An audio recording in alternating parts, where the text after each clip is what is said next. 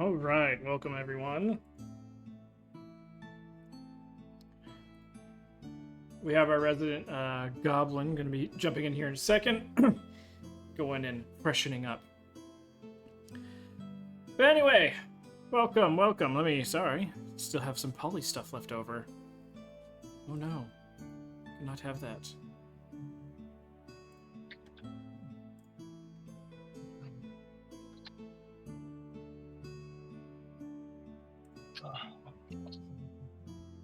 You're alive, sir. Hello. Hello. I am Vic. Just had to put the pressure on you. I'm here. All right. Blame it on me.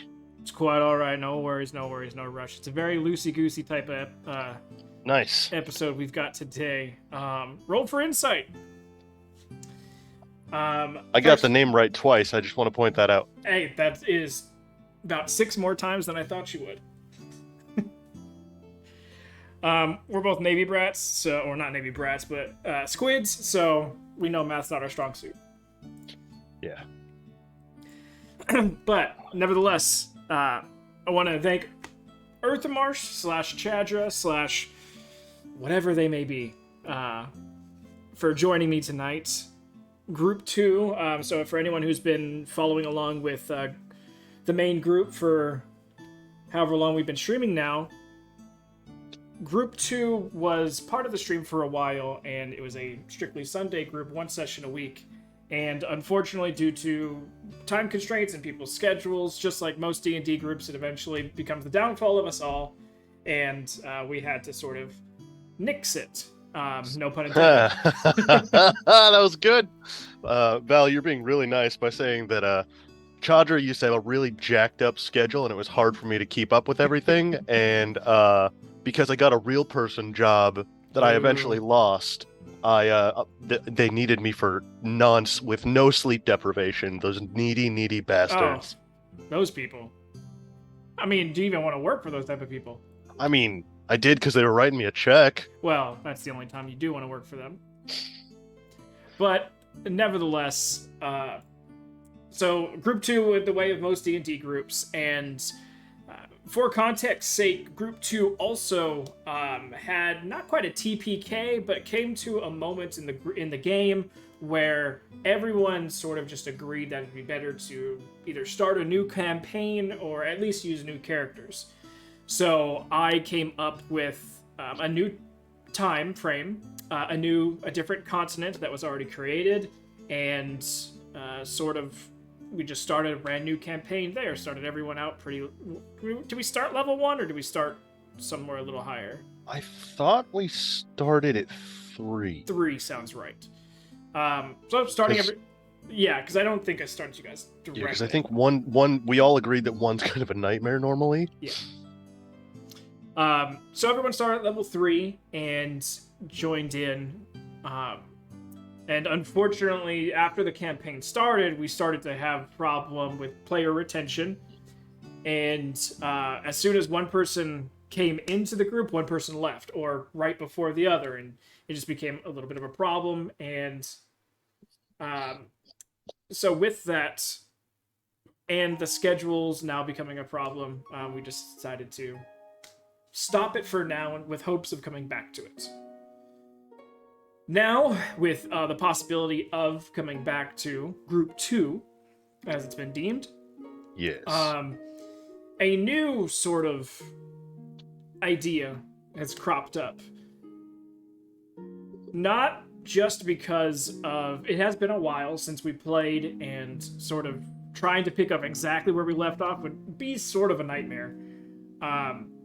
Starting somewhere brand new, something completely different, also is a bit, because you guys already started working on these characters, so completely, forgetting about them and starting with someone new just doesn't seem viable or fun.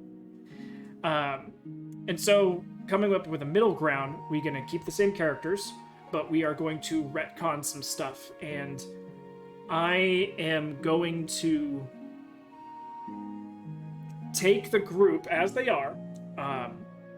Characters, their level is going to stay the same, but we are retconning back to their starting equipment, and I'm going to retcon. I've decided that you guys are not going to be on the Crawlset continent anymore. Okay, nice. We're going to be That'll on be a interesting. different continent, so everything's going to be brand new and fresh for you guys. And Okay.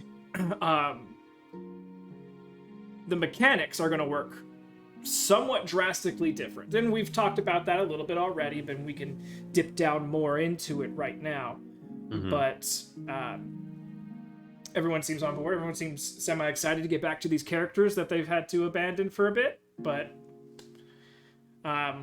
hopefully it's fun and new and fresh enough in all regards that it's not only going to be a learning game for you guys, but also for me, and we can kind of create this together as we move along. Though I'll give it as much backbone that I can. But just like any good battle plan doesn't stay a plan once it meets the enemy, same with DMing a campaign. Oh yeah, I was gonna say, you know how it is being a DM. It's like I have this beautiful plan, 2 hours of focusing on a door. And I made one hell of a door. Yeah. God damn it, it's just a door, guys. So, with all that sort of spewed and out of the way for those following along, back to what this Roll for Insight's all about. It's just more of an open-ended conversation and open, free questions to be had by not only chat, but by whichever guests that we have on. Usually Polly is with me, who actually plays in both campaigns. Polly in the main group, and as Tamberley, a feisty ginger dwarf. Halfling barbarian, sorry, dwarf is campaign 1. Yeah. Halfling barbarian who takes no shit. Yes. Whereas Polly gives no shit. So, see, there's a difference, but there's still congruency. Completely different. Halfling, dwarf, takes no shit, gives no shit. Exactly. Very different. Totally. Martial classes. Cleric and barbarian. I know, I'm just kidding. But regardless, Roll for Insight's just a more casual talking and conversational piece. Yeah. And so, yeah, that's what we're doing here, and I've got alcohol, which is needed. I'm boring, I have green tea. Oh, well, I'll drink for the both of us. I appreciate that. So, elephants in the room first. Let's just go ahead and knock that one out. Thoughts for you. You've played through both my 2 campaigns so far, at least as far as you came in way late to the first one, and the second one only went so far. Yeah. Just general thoughts, and I usually do this type of feedback with the groups at random times, which is general thoughts on the way I DM, if there's something that you would like to see maybe a little bit more, a little bit less, maybe more like RP encounters, something that can be talked through rather than combat, more combat encounters, more variation in combat. I mean, obviously it's been a while, so refreshers are needed, I can give, but did you feel like anything was lacking? And then also, what did you like the most? I guess it'd be the 2 easiest questions to answer. So honestly, I think personally for my playstyle, I liked the way that it went almost the entire time, because when we did have combat encounters, we had combat encounters. They weren't not to keep poking fun at you in the chat there, Shin, but they weren't 50 zombies for 5 hours. Sometimes you get there though.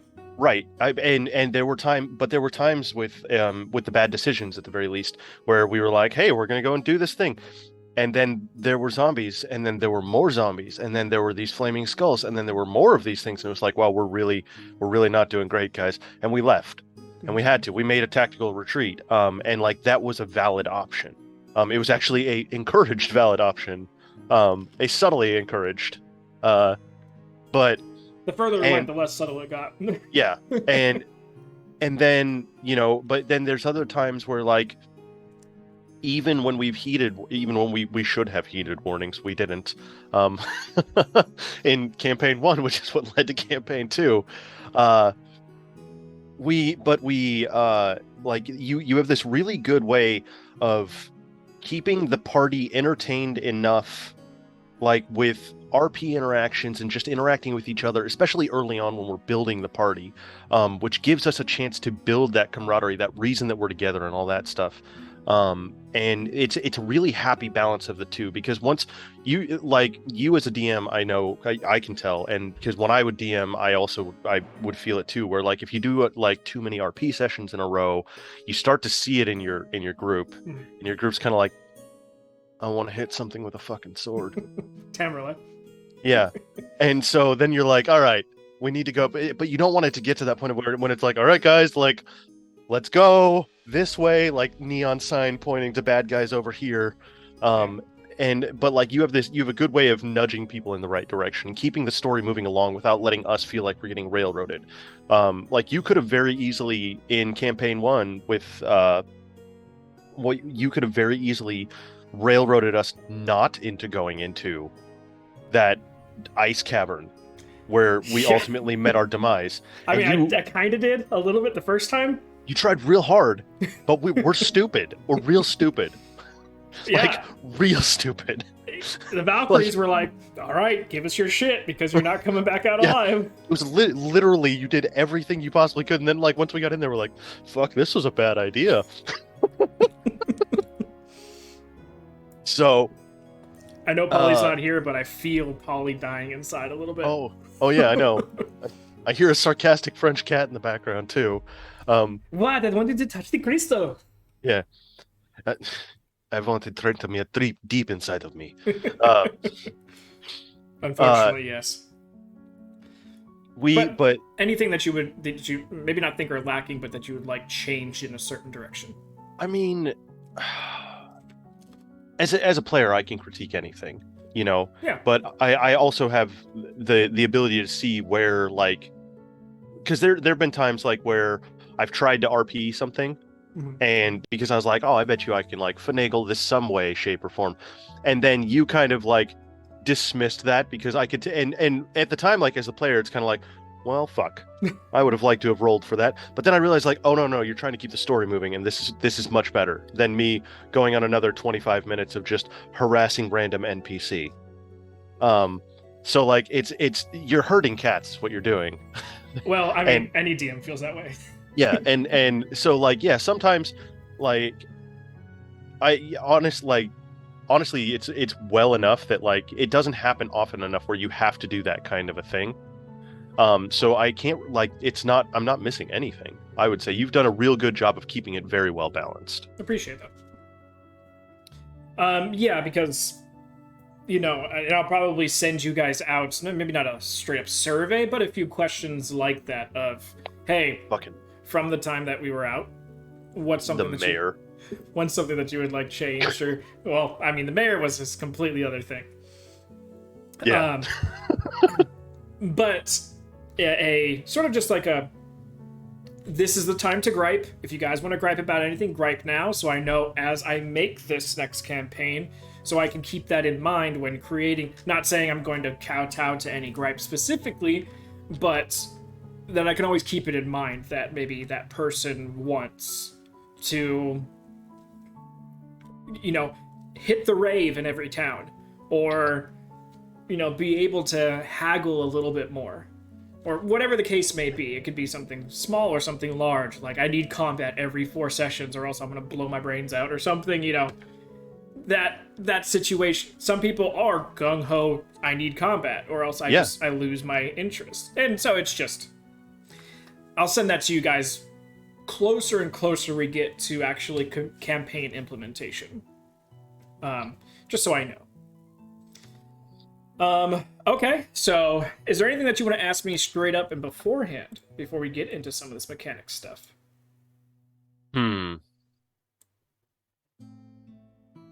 Why?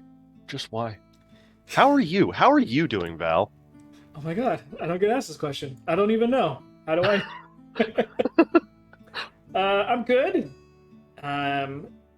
Interviewing between 2 different jobs right now, and so that really, depending on which job I pick up, is going to sort of dictate when everything happens, what sessions get played, what day becomes session day. Like, it's really sort of, at the moment, very fluid because I've interviewed for 2 jobs. Now I just need to wait for yeses or nos.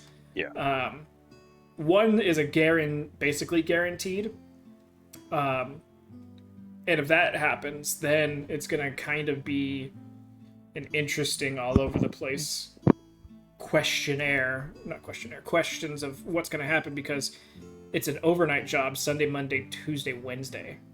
So group 1 might be going down to 1 session. So Okay. yeah, and group 2 might have to go from Sundays to Saturdays. All right. That one, I could do that, actually. That would still work. We would just have to do it post Shinobi and mine session. Yeah. But it's nothing that's obviously guaranteed right now, and if I get the other job, then it's not going to affect anything. So it's very much like, okay, what do we do here? You hear that, chat? Start tweeting at people Valak is supposed to be interviewing with. Don't change my D&D. Hashtag don't change D&D. But yeah, and regardless, if it did happen, it would only be for a few months. Because I have my own business separately of all this stuff that's going on. Yeah. And it's literally like, I've already done the job once, and it's a net 90-day company.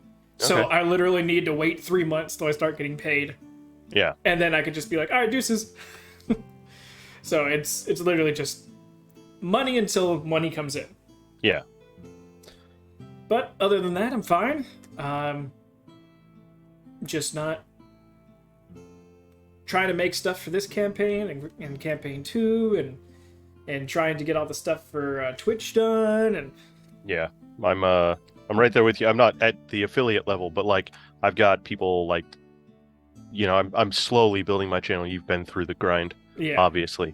And I man, my hat is off to you, sir. Like I need to like bravo to you. And I feel like everybody who knows and has played with you in the chat also let's get a salute to Val here, because now it's just pandering. no, I'm not even, because right now I'm in the process of trying to build a D&D campaign. Like, you know, granted, I'm gonna pull off of pre-existing stuff to a certain degree, but like I'm trying to make it there you go, the 07s, very specifically geared towards. Oh, shit. Yeah, shit. But very specifically geared towards like my daughter, because she wants to learn how to play D&D, and then also at the same time I want to take that and I want to make it so that not only is it only for children, but I could also turn it very slightly so that I could also have adults if they wanted to play, because I have a bunch of new people who like they've heard of D&D because there's this weird have you ever heard of this weird show? It's on the interwebs. It's like Stronger Things, ultimate throw or something like that. I don't know. Oh yeah. Something about Christmas. And then there was that Christmas weird rights? like 80s throwback thing, and they had the semi morons or whatever the hell they were. I don't know. Yeah, there's a lot of things. Netflix, I don't know. Yeah, that's it. Might have been Hulu. But CBS. yeah, so like there's a lot of new people out there that want to learn how to play, and they're just like, you play D&D? And I'm like, yeah. And they're like, how do you know about D&D? And I'm like, well, Once upon a time. back in my day, we had this weird combat system in a time called 2E. And you sit there and like I'm trying to just like build this, and like Jesus Christ, I'm like going through it, and I'm like, because I'm in my head I'm thinking as a DM, but also have a lot of experience as a player, and so I know the awful things that I do to DMs, Trying and to the make awful. it loophole free. It's not possible. Oh, I'm not trying to make it loophole free, but I'm just trying to make sure that like when some asshole like me is just like, he wants me to go left, fuck it, I'm going right. I have a backup plan for when they go right. Yep. So, and like, God, it's tedious because I'm playing 3D chess with myself and I'm losing. Yep. And the best part is that I can, in my age of wisdom, I can say that I have a few kids in my campaign. We're looking at you, Nori and Kaporan. And I swear, it just anytime you have kids in the campaign, as soon as you show them a shiny thing or a cute dog or something like that, it's just like, oops, railroaded that entire session. Yeah. That's the big thing, like that, because like I want to include like animals and stuff for the kids side, because like my daughter's real into animals, her friends are real into animals, but like all of them want to play a druid, and I'm like, great, we're gonna have a campaign with 5 druids. This is gonna be amazing. Oh, what'd you guys get done this time? Oh, well, they're still talking to the dog. They all conjured 7 more dogs. Yeah. What do you mean they're still? It's been 9 sessions. 9 sessions. You should just not have them be able to talk with plants or talk with animals. Just save yourself the hassle of even having to deal with that. But at the same time, like I really, because like I know that like when you did that for me as Earthamarsh, just trying to bring it back. Like when you did that for me as Earthmarsh, because God, that was hilarious. When you did that, everybody was kind of like, wait, what? Because like Earthamarsh, just this big, lovable, just lug. That's all he is. Oh yeah. And like Polly would send a message for the group, and then Earthmarsh would send a message too, and it's like, you're almost there, bud. You're gonna get this. And then I was so proud that I was making progress because people were just placating me. So I showed it to Illinade, and Illinade was like, "You know what? Hold on a second." And boom, I can do sending. I'm the only ranger who can do 5 sendings a day. And then I learned how to talk to plants and animals. Like I was just, if there was something that needed talking to, I was your guy. I spoke 5. I think he spoke 5 languages or 6 languages. Yep. Plus plants and animals. And your charisma was your dump stat, I think. Yeah. Yeah. So it made it just the best. Yeah, no, Earthamarsh is still. I'm not sure if you followed, but Group 1 just ran into Kurmarsh.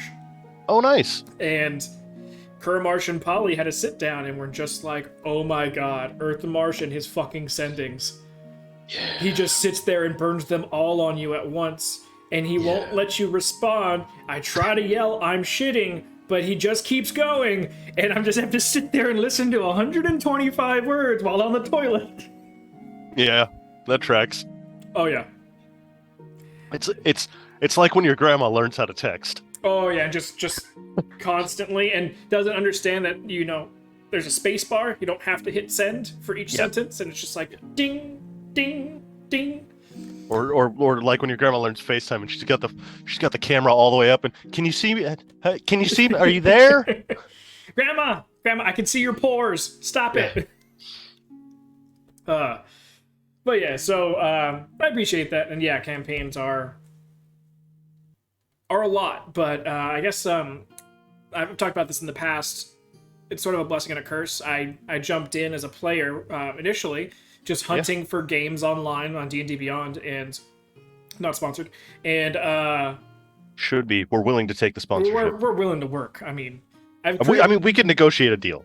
I mean, there has been some things I've made, and then all of a sudden, in the next book, it randomly becomes an item, or it randomly becomes. I'm just like, D&D Beyond. I know you're lurking in the chat. Have your people call our people. Yeah. We'll work something out. We'll work it out. Don't worry. You don't have to pay me anywhere near as much as Kevin Feige.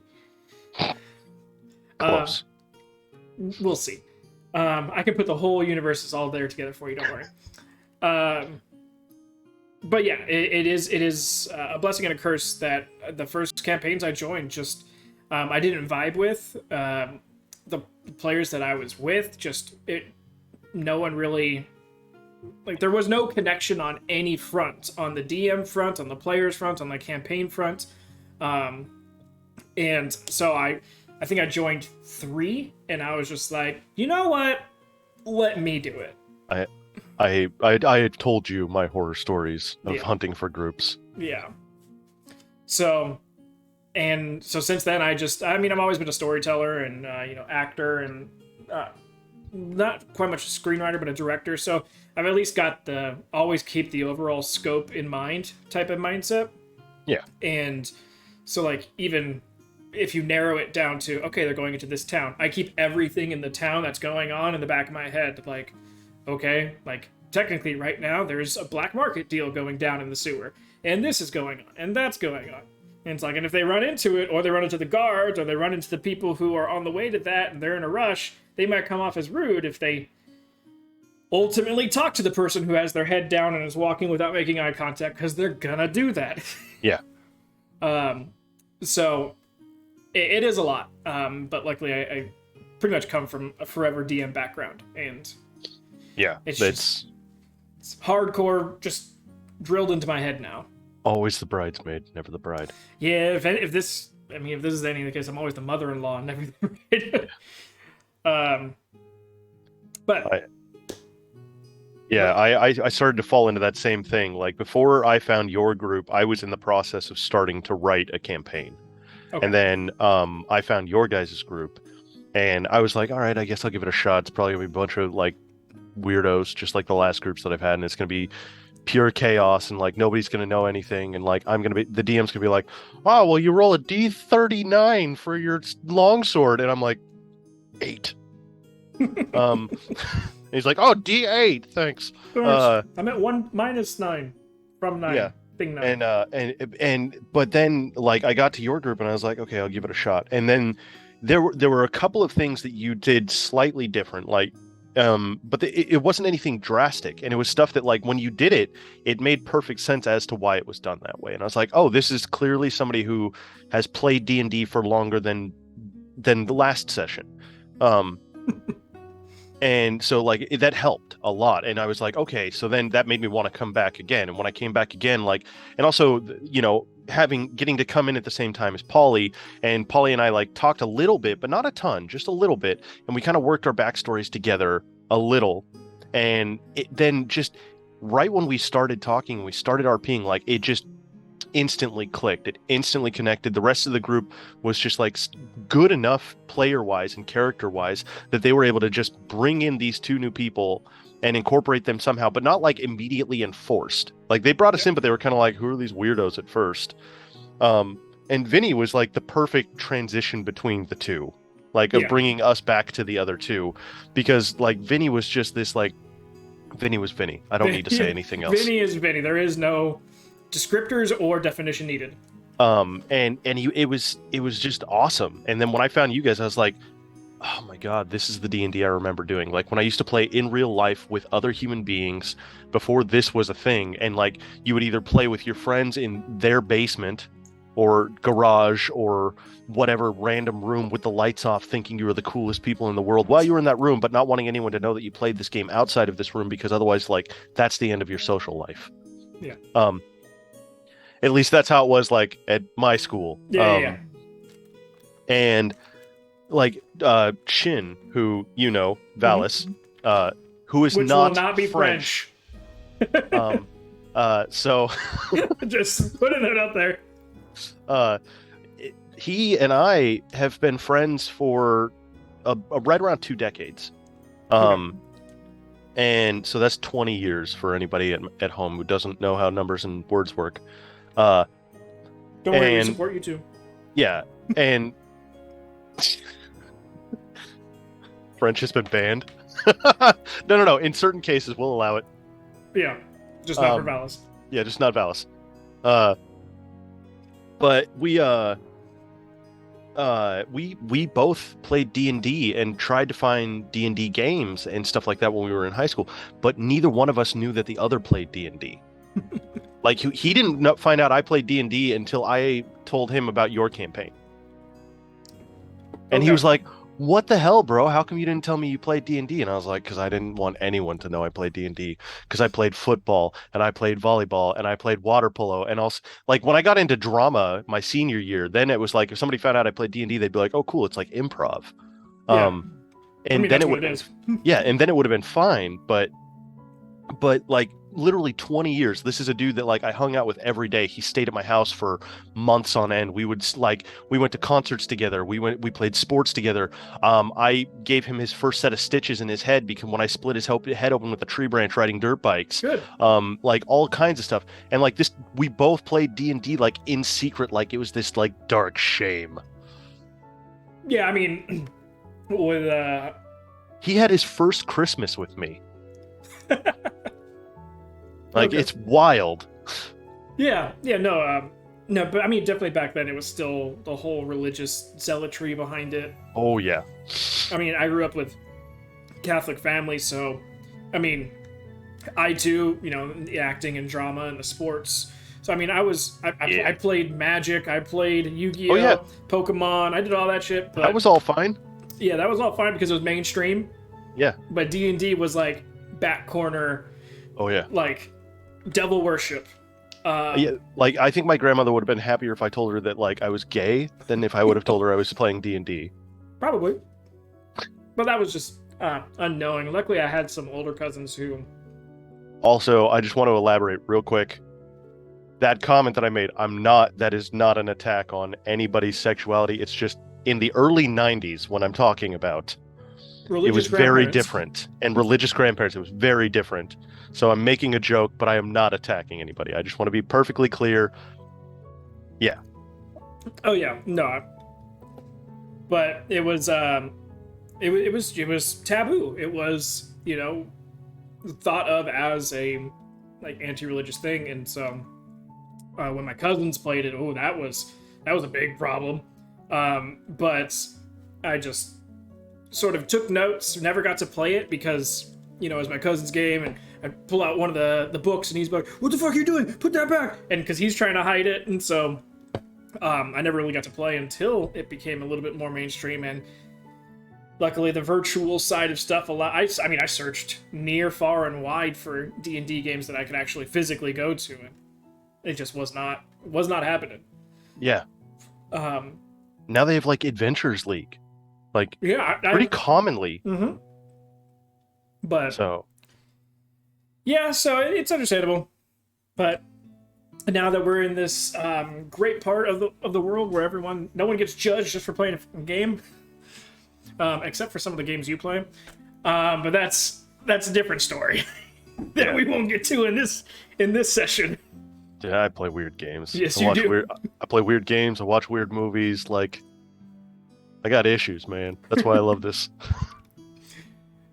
But nevertheless, so with all the pleasantries out of the way, the good, the bad, the mildly offensive, we get into the meat and potatoes. Yeah. Group 2, new mechanics. What is it? Where are we starting? How is it going to go? And what should we expect? So chaos. I took a moment today to sort of write up, not quite a... This is basically would be the same synopsis that I'm going to give you guys as you start prepping the closer we get to the campaign. Obviously, I'll probably add a little bit to this, maybe fledge it out a little bit. But I took 20 minutes and wrote this 2-page synopsis. Because once you start to get an idea and it just flows, it's just like fire on the keyboards. But you guys are going to be starting the Iron Hearth. You guys are going to be with the Iron Hearth from its basically founding point. Hence why it's not going to be on the Crosshead Continent, because it came to the Crosshead Continent later as an already established bounty hunter and mercenary guild. The continent that you guys are going to be starting on... Let me pull up my map. And then scroll it over. Okay, here we go.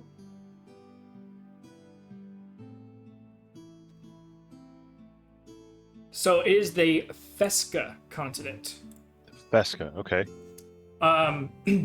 And for sake and purposes, you have recruiters in the chat, by the way. Someone's trying to get me to join a cult. Oh yeah, watch out for Kaporin. Him and his cult. I know. I'm totally fine with that. You're fine with the cult, or?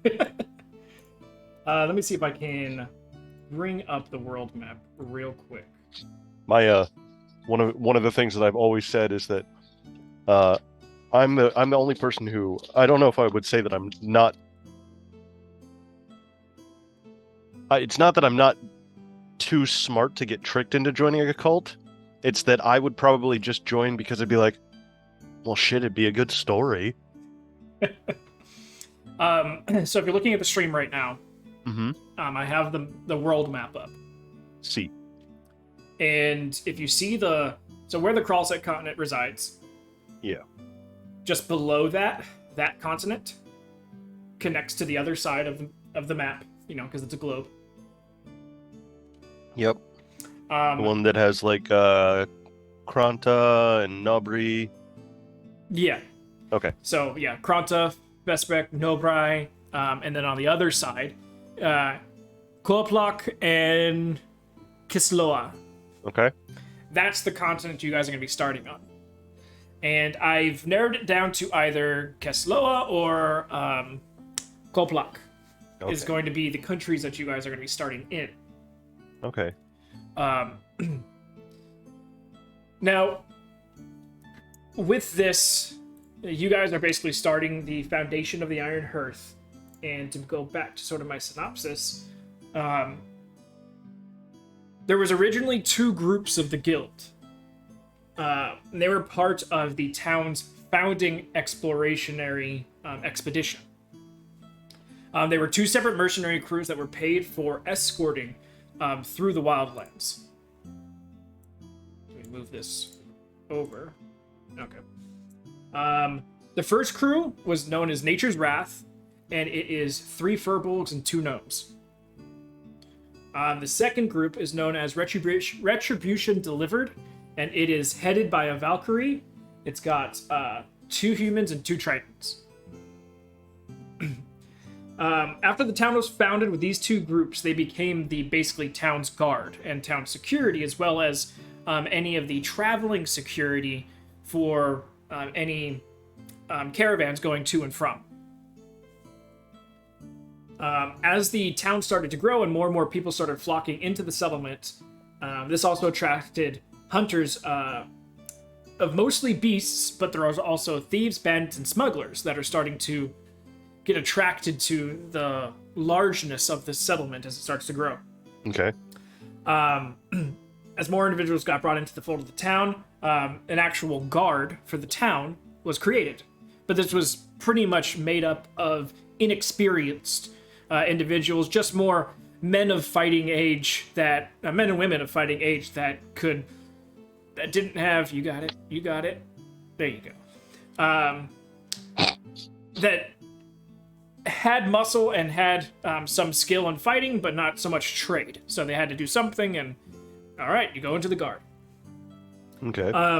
But the 2 groups, the 2 mercenary groups, they kept their same members and started taking on just contracts following out caravans and also escorts of new people entering the town as well as people leaving for whatever reason. So they took themselves out of the town's guard and just basically went back to being mercenaries.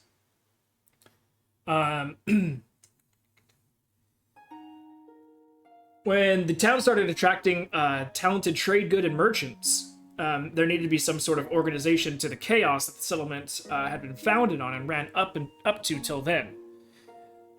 Between the 2 groups, there was the 2 mercenary groups. There was no one that wanted to have any sort of managerial role, as well as they didn't want to leave their group. They didn't want to split their team, and they didn't want to take on basically any sort of extra responsibility in the town. Casper McCarthy. Let it sink in. Let it sink in. Okay. The guy who gave you your first task. From Makaku. Oh, man. He was the original founder of the Iron Hearth. Okay, cool. That's... Casper McCarthy, a veteran Triton mercenary that had been involved with the training of a person from either group, had made his way to the settlement hearing of its boons and its woes. After offering mercenary services to the town in a guard capacity, the role was bestowed upon him with coming up with not only the structure, but running the organization that would run the settlement as well as this new group, seeing as he had vested in personal interests in either mercenary group because he had trained one Triton and he had trained one of the Furbolgs. So this would make sure that there was no conflict of interest for him when it came to anything. He labeled himself the Task Giver of the Iron Hearth, a new bounty hunting guild that stayed true to the origins those under him have lived by, being mercenaries and bounty hunters, and has allowed the settlement to thrive so far. He came up with a structure to start bringing in new initiates into the guild as many guards expressed interest. And though his own journeys came across, through his own journeys, he came across a bit of magic. This was long lost to an ancient civilization that predates some gods. Oh, wow. Unfortunately, none of the new initiates have ever lived the life of a mercenary or bounty hunter, so they were given basically training roles. Daggers. And most of their jobs stayed within the town, basically being more like elite guards. Jambia. Not quite yet. Oh. But with this town getting larger and larger and new routes being opened for more settlers, he put a call out for any experienced mercenary crew to make their way for good pay and good accommodations. Hence where your group would come in to the fold. The bad decisions. I may or may not allow a name change. We'll see. Oh, there's no name change. Come on, we're keeping it canon. We're keeping it canon, baby. Where's that eye twitch? It's just gonna permanently twitch all the time now. I know, I was just waiting for Meta to just pop up in chat and be like, eye twitch. As for the magic, since this town couldn't afford to lose their only usable and capable mercenaries currently, Casper was able to instill this magic into the basement of the newly constructed hearth, a vast underground chamber kept at freezing temperatures. He instilled the magic that he learned of body resurrection that would later get bastardized by liches for their own selfish agendas. So, lich resurrection magic derives from this magic. At least canon in my campaign. Hey. Allowing those who fall in battle to be resurrected in available corpses and keep the fight coming. Giving this knowledge to the two groups, as well as the third group coming in, hopefully, gave them new gusto to go after bigger problems, seeing as how there wasn't as much of a permanent solution if they were to go down in battle. But it allowed them to go after bigger beasts and bigger prizes that they dared not take on prior with the threat of dying.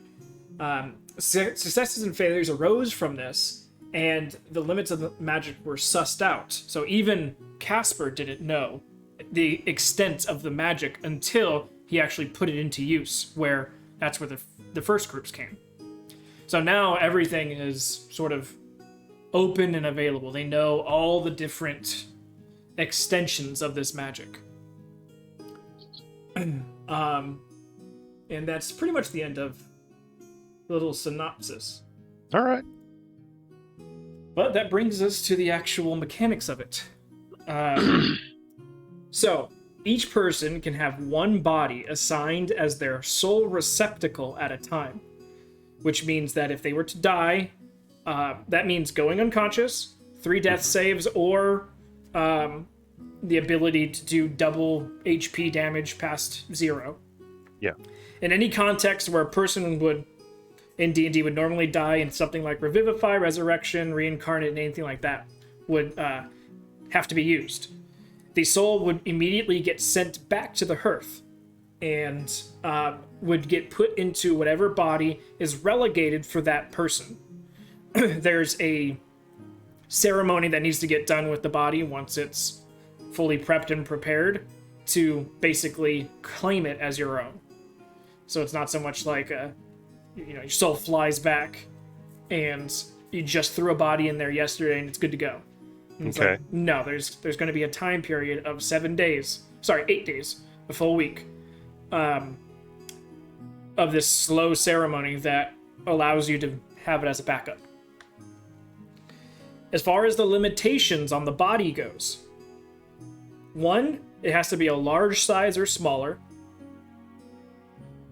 2, it needs to have an intelligence score of at least 6, regardless of being humanoid, beast, or any of the other whatevers. Could even be demon. Could even, as long as the body can survive on this plane, it can be used as a receptacle. Okay. If anything other than humanoid, it needs to be at least innately magical. So, just for some reason, a very smart bear, unfortunately, no. It needs to have a magical aspect. If it was magically made to be smarter, understandable. But if it's just a super large beast, and that's just how it exists in the world, and it doesn't have any sort of magic to it, you can't use it. See what I'm saying? I'm just wondering how Valis exists, because his intelligence is pretty low. Oh, sorry. His character. Never mind. We weren't including IRL. My bad. Sorry. Not player, character. Sorry, my bad. It's Keep all right. going. It's all right. I understand. And another thing, the body needs to be gentle reposed, as well as must have 95% integrity of all of its major organs. Okay. And I have a small breakdown of how we'll calculate integrity. So like a character, like if somebody wanted to take Polly's body, for example, clearly you wouldn't be able to because his liver is completely gone, so he's missing that organ. Yeah, but that one's not technically vital. Like, I mean, there's bags for that. I'm only saying that because he's not here to defend himself. So we'll get to the integrity stuff in a second, but if you don't have a backup body dedicated to you, when your soul leaves, when you die and your soul comes back, your soul will be put into a backup body that the Hearth has in stock that closely resembles your original body's race, size, and alignment. Okay. Those taking priority. So, say, we'll take Chadra, for example. What is all Chadra? Chadra is drow. Yep. Female drow. Mid-height. Yeah, average height, average weight. I just don't remember your alignment. Neutral something. I can pull it up. I'm looking right now. Neutral evil. Yeah. Which makes sense. So what would happen is, basically, as your soul goes back and goes through the roster of what the Hearth has available, it'll go, okay, drow first. Drow woman. Drow woman alignment. A neutral evil. And then it'll go, okay, that's not available, and it kind of kicks it back, and then if there's no drow available, then they go, all right, we'll find someone who has female alignment. What did I say else? Oops. Race. And alignment. Yeah, race, size, and alignment. Okay, size. So if there's a human female, roughly your size and everything, that is neutral, then it'd be like, okay, that's the next best match. And that could be positive and that could be negative, because when you take on the second body, you gain, you keep your memories. Yeah. But you're restricted to whatever body you are in, you gain the body's skill, class, level, feats, and abilities. Okay. So everything from racial features and abilities all the way to the class features and abilities, anything in between, background stuff, all that. I'll basically have a cadre of backup characters that if you were to die in battle, you get this new page. And here you go. These are all your new stuff now. If you do not get back to your original body, or if you do not get your original body back to the Hearth in 30 days, you become permanently attached to the new body you're in and unable to go back into your old body. So, all right. Say Chadra dies, but let's do something a little bit more feasible. Say Valis dies. And he gets... Thanks, Nix. I appreciate that. He gets put into a Goliath body. And oh, God. He'd be unbearable. He can't get the Valis body back to the Hearth in time. He now becomes the entirety of the Goliath stat sheet. Now, if this happens again, and say he dies in the next time. He's a gnome. Thank you, Nix. And he goes back. This time he becomes a Triton. And he's unable to get the Goliath body back. He now becomes the Triton. So whatever body you're basically attuned to, or is your permanent body, that becomes your new original, and the same context will happen. The soul transfer can only happen a max of 5 times. Well, your soul will no longer hold weight in this world and drifts into the ethereal plane, not even being an option for any god, devils, demons, or the like to get it or want it. So basically, your soul becomes drained of all of its power. And no longer has anything left to give. And you immediately become a shade in the ethereal plane. Ooh. Yeah. What a sad existence. Well, someone's got to do it. Valis. Be our first guinea pig. I've had the most characters die, so I mean, it's gonna be me. We don't speak of Malcolm. Malcolm will not have existed in this new timeline. Or he could have, and he died in some other random bathhouse. Hey, what happens in bathhouses? We don't, it stays in bathhouses. It's not Vegas bathhouse. I'm sorry. First rule of bathhouse: we don't talk about bathhouse. So, any questions so far? No, I mean it's an interesting take to the afterlife and to death in general.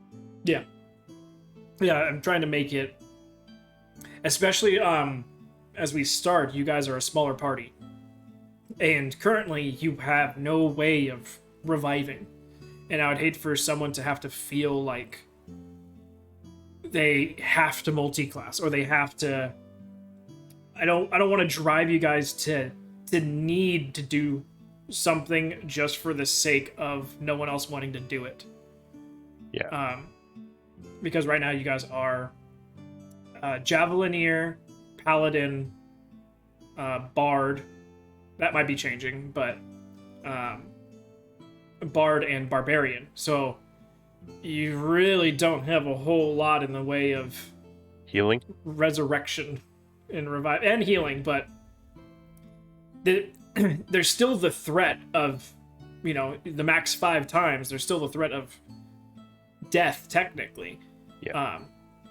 And it'll almost be kind of like it's a multi-stage threat now. Because first your threat is, oh shit, I'm gonna lose all my experience and what I've gained with this character. Because I'm gonna tell you right now, you guys are starting in at level 5. You're not gonna be getting level 5 backup characters. Like, if you don't have a backup character for your, like, you guys go slay something and bring it back for yourselves, the stuff that the Hearth has is like level 2, level 3, like a rogue, or maybe like a level 2 fighter. Like, it's not gonna be great stuff that they have, but it's just meant to put them in a body, and hopefully the rest of your party finished off whatever you guys were fighting and can drag your body back. You die and you come back to life and you're like, oh god, please tell me I didn't get Jeff. Please tell me I didn't get Jeff. Fuck, I got Jeff. Who's Jeff? He was the old janitor at the Hearth. I'm coming, don't worry. He slipped down the stairs and he broke his neck. Slipped. But yeah, so it's got multi-threats to it, and every time that you do end up having to go back, and especially in a TPK situation. Oh man, I feel like I just gave you a character for Jeff now. Oh, there's definitely a Jeff. My name's Jeff. It gives a new type of understanding and threat to TPKs. Yeah. And like I sort of brought up when we talked about this out of stream, all your stuff will still be there. For the most part, unless it's like a thieves guild or a smugglers guild that you guys die to, and they immediately go sell their stuff. Mm-hmm. Like, if you guys all get shunted back into bodies, if it's like a dragon's lair, especially if it's dragon's lair, or if it's, a cave that you guys lost to, maybe a couple of dire bears or something, like, that stuff's still gonna be there. Like, you guys can still go out and get it. So, say, God forbid, gods forbid, first session, you all die. Mm-hmm. You guys go into a cave and fight some dire bears, and they just maul the crap out of you guys. You guys come back into bodies, level 2, level 3, level 2, level 3, and it's like, okay, we weren't ready for that. There's no way we're gonna get our... You can try and maybe mount a... All right, let's be sneaky, wait till they're out, grab our shit in bodies, and let's go. And if not, just grab our shit. And then that gets thwarted and all your stuff stays there, but you guys are able to get away. You guys can level up and go back and get your stuff. I also hope the bears didn't eat our bodies. Yeah, that's why I said probably more of your stuff would be a thing that you can actually get. But yeah, so there'll still be persistence with all your gear. And it might be a funny, interesting sort of comeuppance if you guys are in these new bodies and all of a sudden a new trader rolls through town and they're selling some good stuff that looks very familiar. The corpse caravan. Not quite. Most of the blood has been washed off of this armor. Would you like it? It's like, wait, this was my armor. You look at Lightly used body. Yeah. Couple of scratches here and there.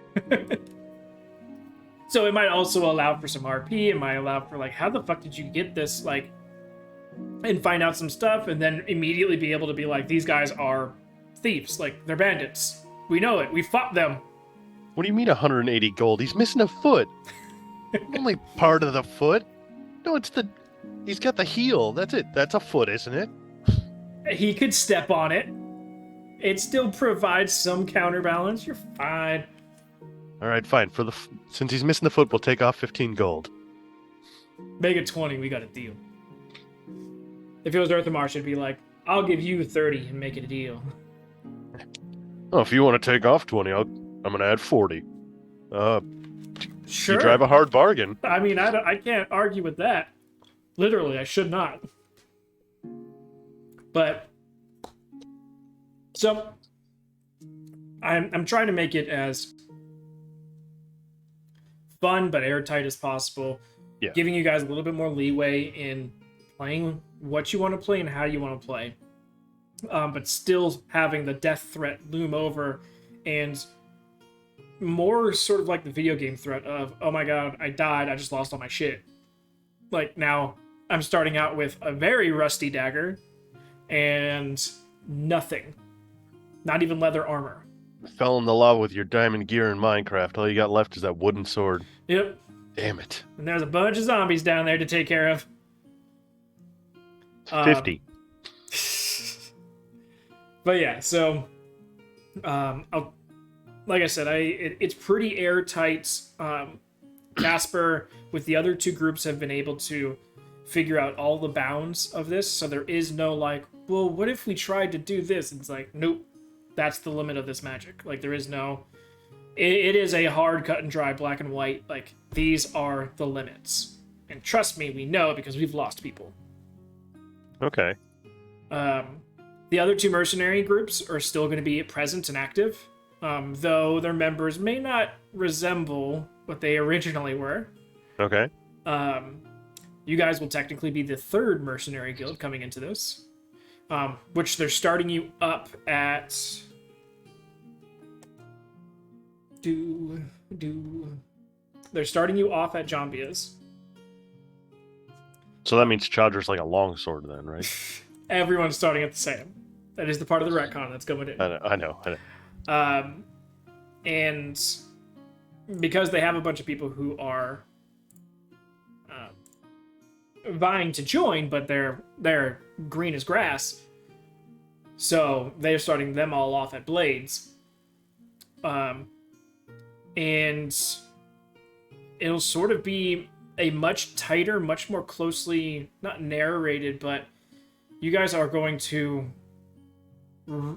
as much as D&D is very much a pave your own way type of storytelling experience, this one's going to be even more so, because the more money, the more hides, the more people you bring in on like either rescue missions or escort missions, the more you do to boost the town, whether economically or by people, and it's sort of going to be like a city building plus D&D game.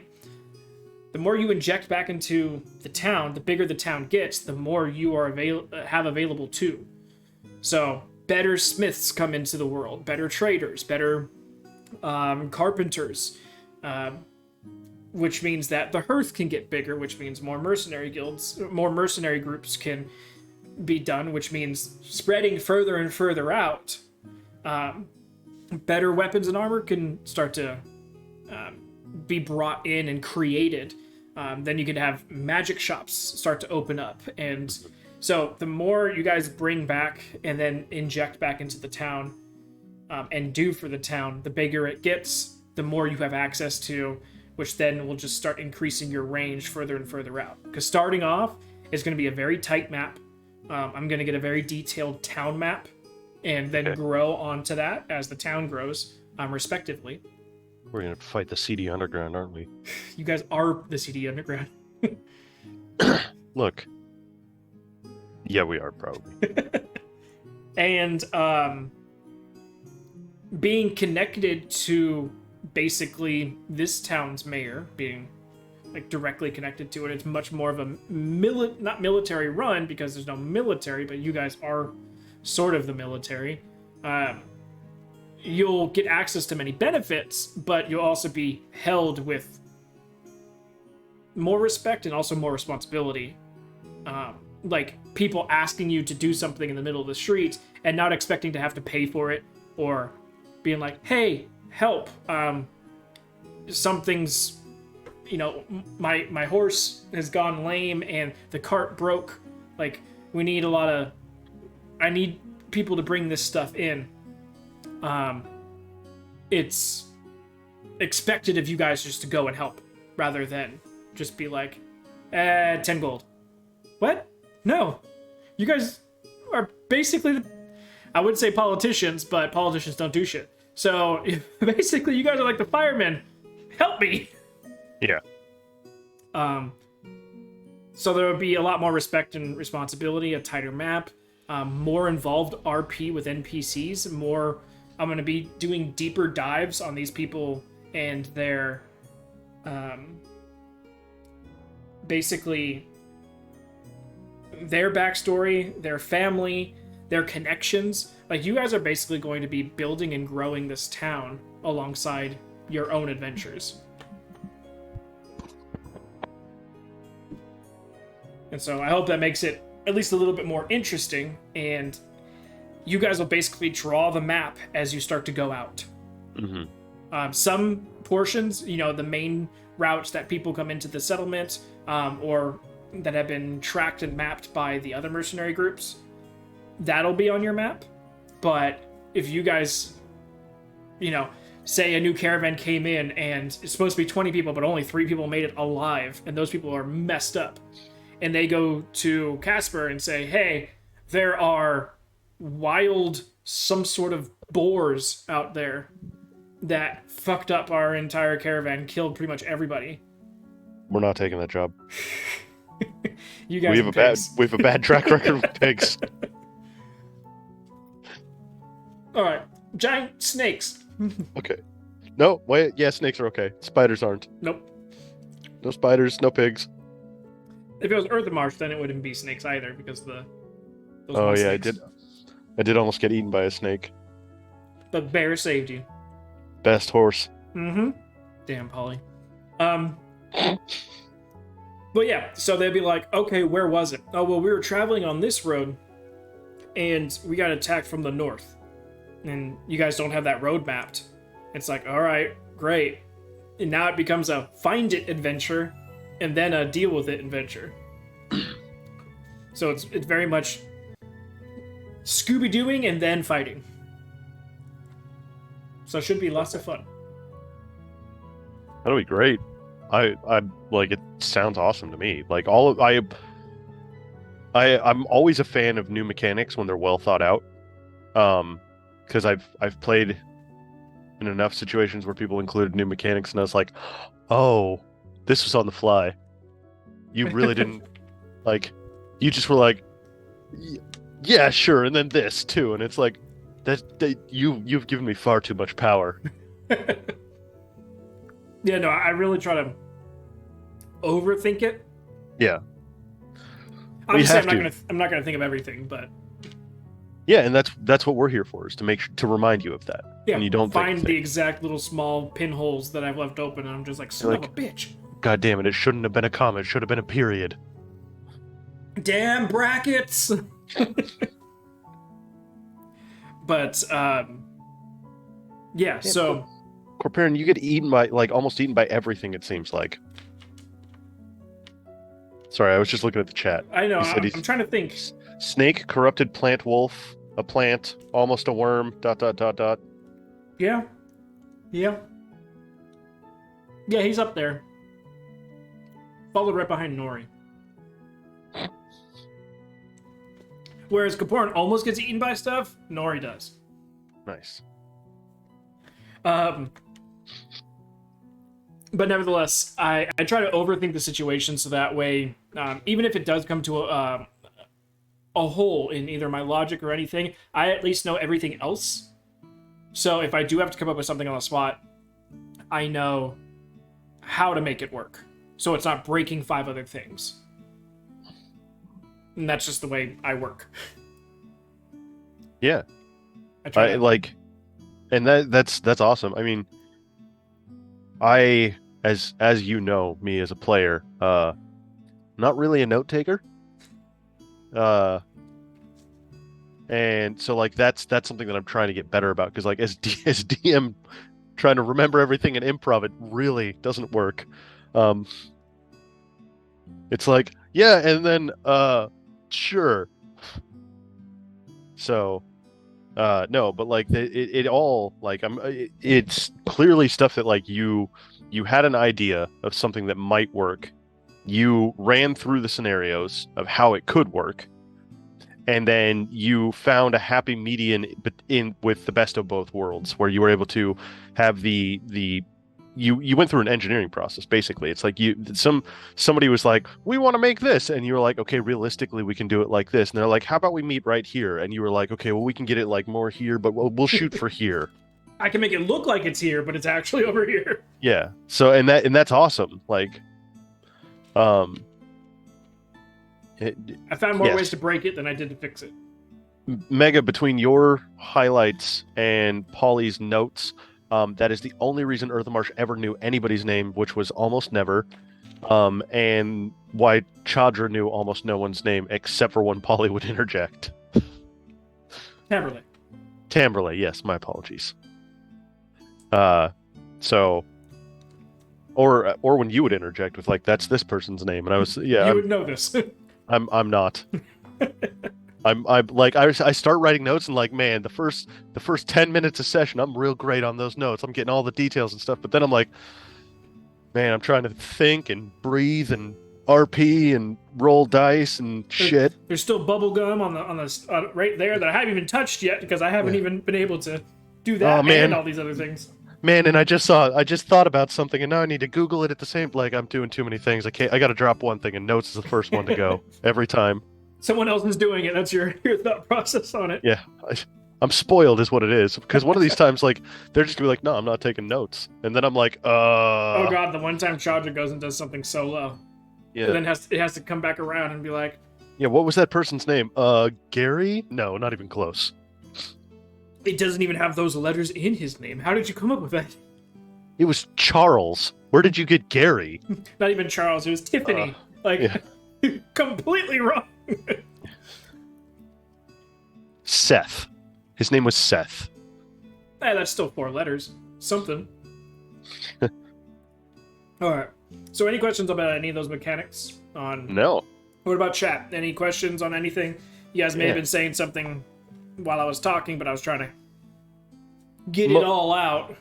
It was mostly shenanigans and storytelling. I guess as much. And Corparan trying to recruit me into his club. But yeah, we've told him not to say cult.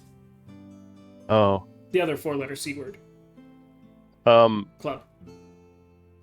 Honestly, like, I am pro club. There. So when I found out that you had started one, when we had reset campaign 2 and I had picked Chadra as a bard, in my mind, the first thing I did was I was like, I wonder if I can get a cult started with Chandra. And then and I remember saying that like as a joke, and you were like, "Oh, Corparan already started one in the other campaign." I was like, "Damn it! Somebody beat me to it." I was so mad. I was like, "Fine, no cult." I mean, does the 5 deaths translate to current campaign? Meta, if you're asking about their campaign, no, everything's getting retconned for them. Basically, anything that they did during the campaign when they initially played it is getting wiped, because when you guys started your second campaign, you guys were 100 and... Hold on, I have these notes. It's been 84 years.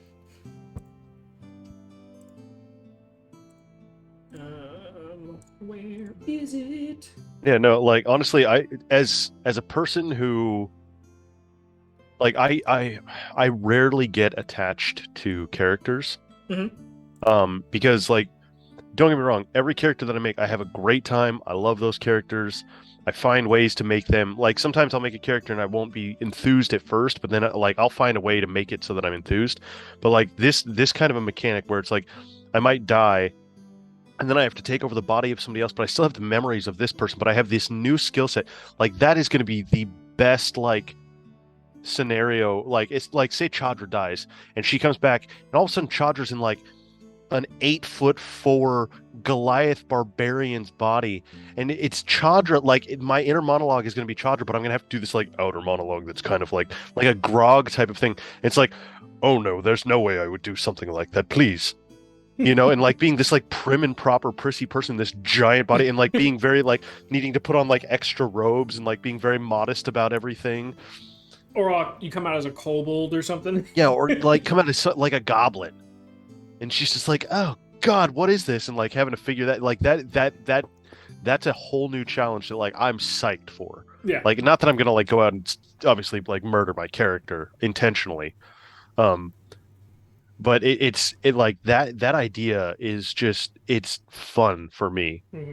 Because like it's a whole new mechanic. Like yeah, it's the RPing side of it, and like I really enjoy the RPing side of it. I love the combat. Yeah, I love the combat side, but like the RPing side, like it's always fun. I mean I've been in campaigns before where I was because there was 3 of us total.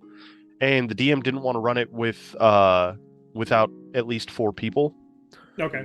And just for like a balance reason, he wanted us to have like at least one of all of the basics.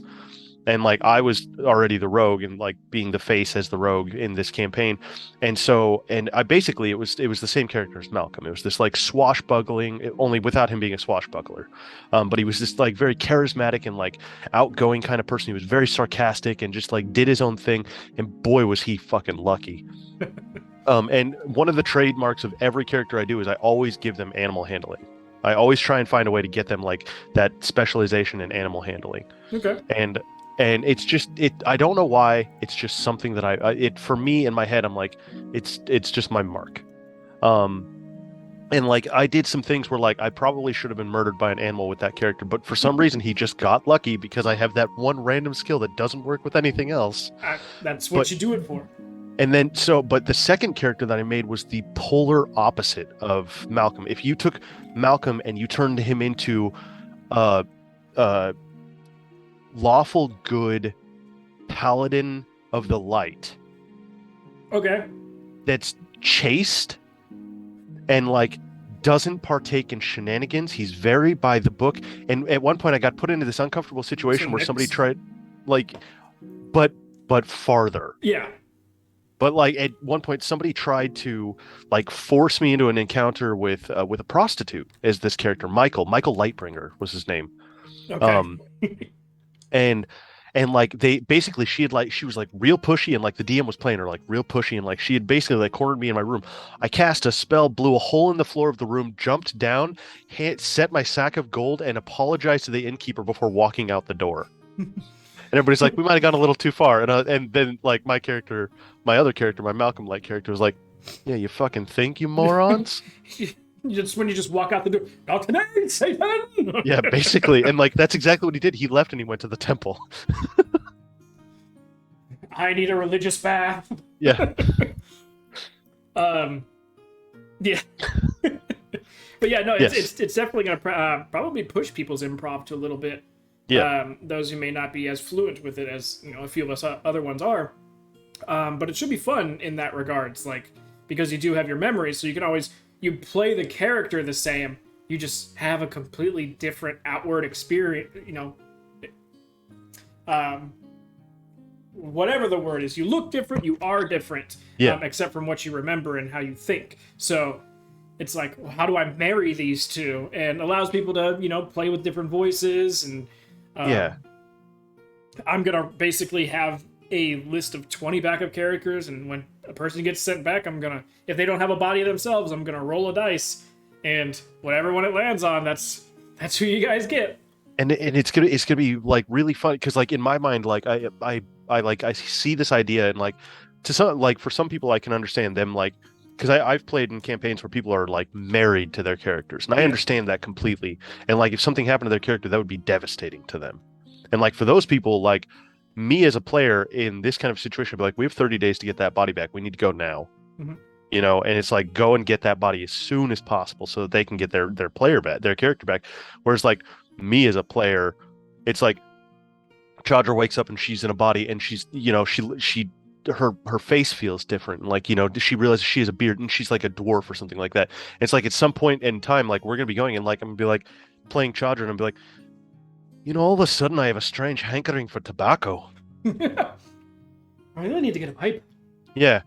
That kind of a thing. And like I just finding those little nuances that you can throw in there. And then like when she gets back to her body, she's like, oh. And like maybe she like remembers those habits and that ritual. On, yeah. So like and like having to incorporate that and like that sounds fun as fuck to me. Oh yeah, you can pull basically whatever you want. I mean, someone gets dropped into a Triton body and all of a sudden now they want to go swimming all the time, or they want to. Yeah, they become a pescatarian.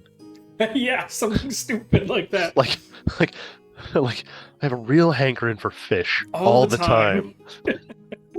Yeah, no, it definitely sets up for some fun as well as there to be sort of this little more lax because, like you were saying, the guy didn't want to play unless he had 4 people for balance purposes. This allows for a little bit of imbalance and it still be viable. Yeah. And that's sort of what I want and am banking on because I'm also tired of putting you guys through bringing in new people and then them either just quitting, bouncing, or getting eaten by a shark. Whatever the case may be. But I don't want to put you guys through that anymore. And this way, it allows for all that without having to change anyone's stuff. Sorry, what Nick's just put in the chat. I just imagined Nick's waking up in like a vegetarian body. Yeah, like a druid, like this just like leafy vegan person, and he's just like he goes to eat a steak and he's like, like has a protein problem and can't eat meat. He's like, what? Well, I mean, he wouldn't have Nix's voice though, but like in my head, I could hear Nix's voice being like, "Why do I only want vegetables? Why does broccoli sound so good?" But to go back to what Meta was asking about the 5 deaths and the soul situation going on. To clarify, your guys' group was 1475 PPD back when you were playing, and now we're bringing it back to 1390 or something like that, I believe. Good year.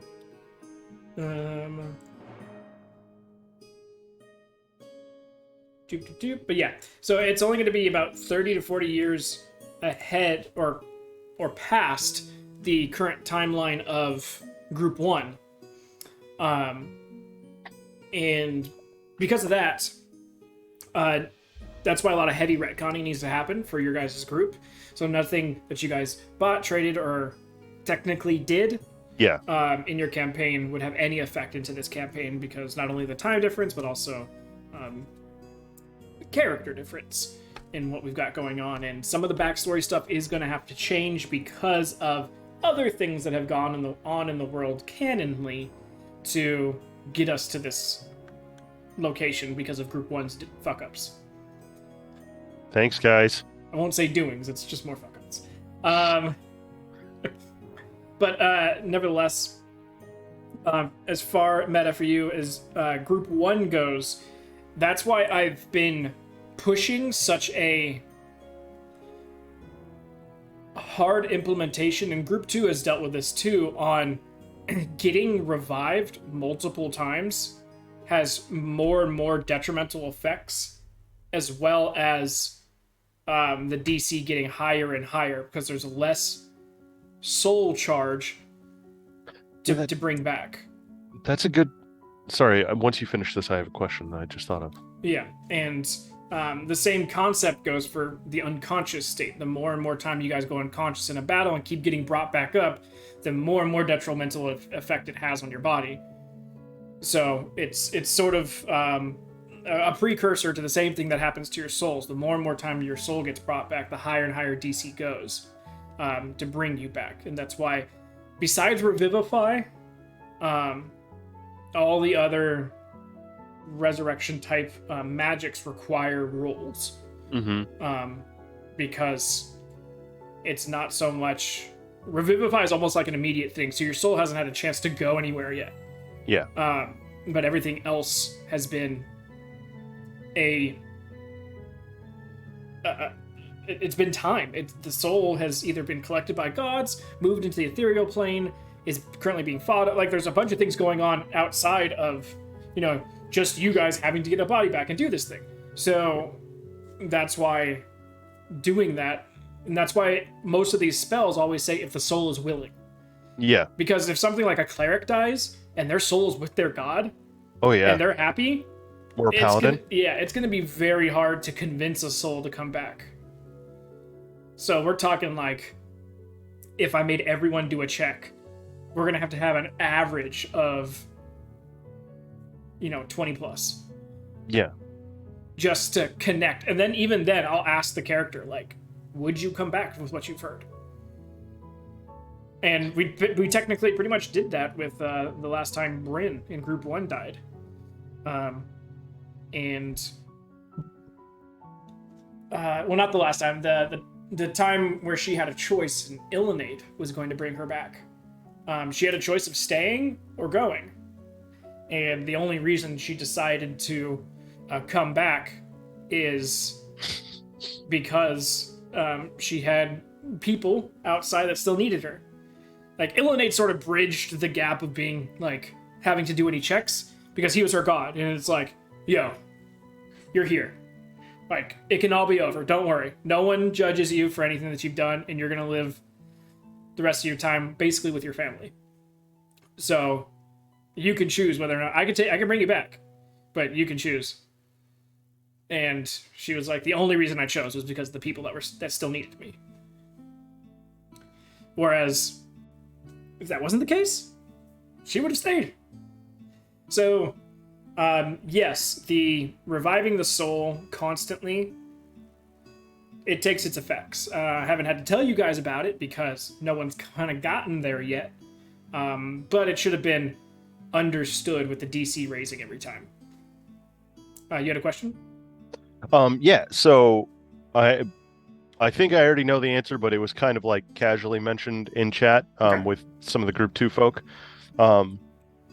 So with this taking place 85 years in the past, and we're retconning all of that stuff, Nyx was saying I'm probably going to have to rewrite Nyx's backstory, and Valis was wondering, are we going to be younger? Because, like, technically Chadra and Valis would have still been alive in that time frame based off the age that we had. So, like, we're basically just gonna supplant you.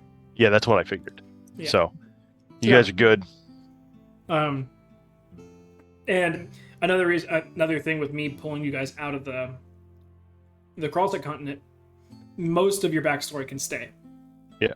The only extra would be, as you guys got together in a group, you found some help, some good gold in being a crew on a ship that was bound to some new places. What's the name of the ship?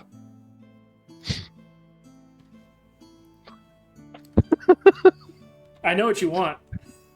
It's hard to pronounce. It's in Dragonborn. Exactly. Maybe Nix can give you a translation. Yeah.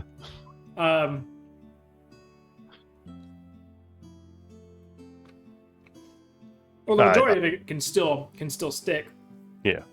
It's just the Iron Hearth portion of it would change for you, Mega. And you can just change the fact that instead of going to Akatku for the Iron Hearth, you went to Akatku because there was need of ship hands that could also fight. And as you guys sort of all met there together, you guys could have bonded on the ship and got to, and done all the group naming and all that stuff while you were on the ship.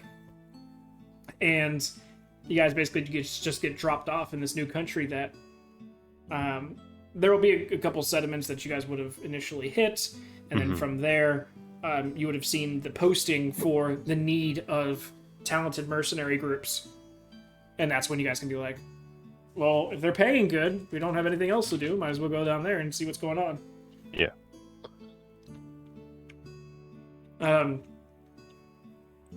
So we'll see if anyone else in chat has any more questions.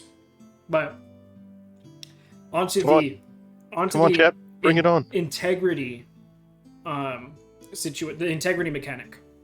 Okay. So. Good thing I don't have Malcolm anymore. He had none of that. The body integrity of your backup body. So a few things that are going to be used for integrity's sake, and I'll be keeping track of it as the battle goes on. Anytime someone gets a natural 20 attack on a body, so we're just going to go ahead and use Chadra for this. Actually, we'll use Tamberlay for this. Okay. But nat 20 spell attacks also count. Any natural 20, so any critical hit on the body that you guys are fighting is going to, depending on how massive the critical portion of it is, sometimes with like spell attacks, if you just do the roll and you get a nat 20, it'll automatically do the damage and then the critical damage. But for everything else, we just double the dice. Depending on the amount of critical damage done, that'll affect the integrity of the body.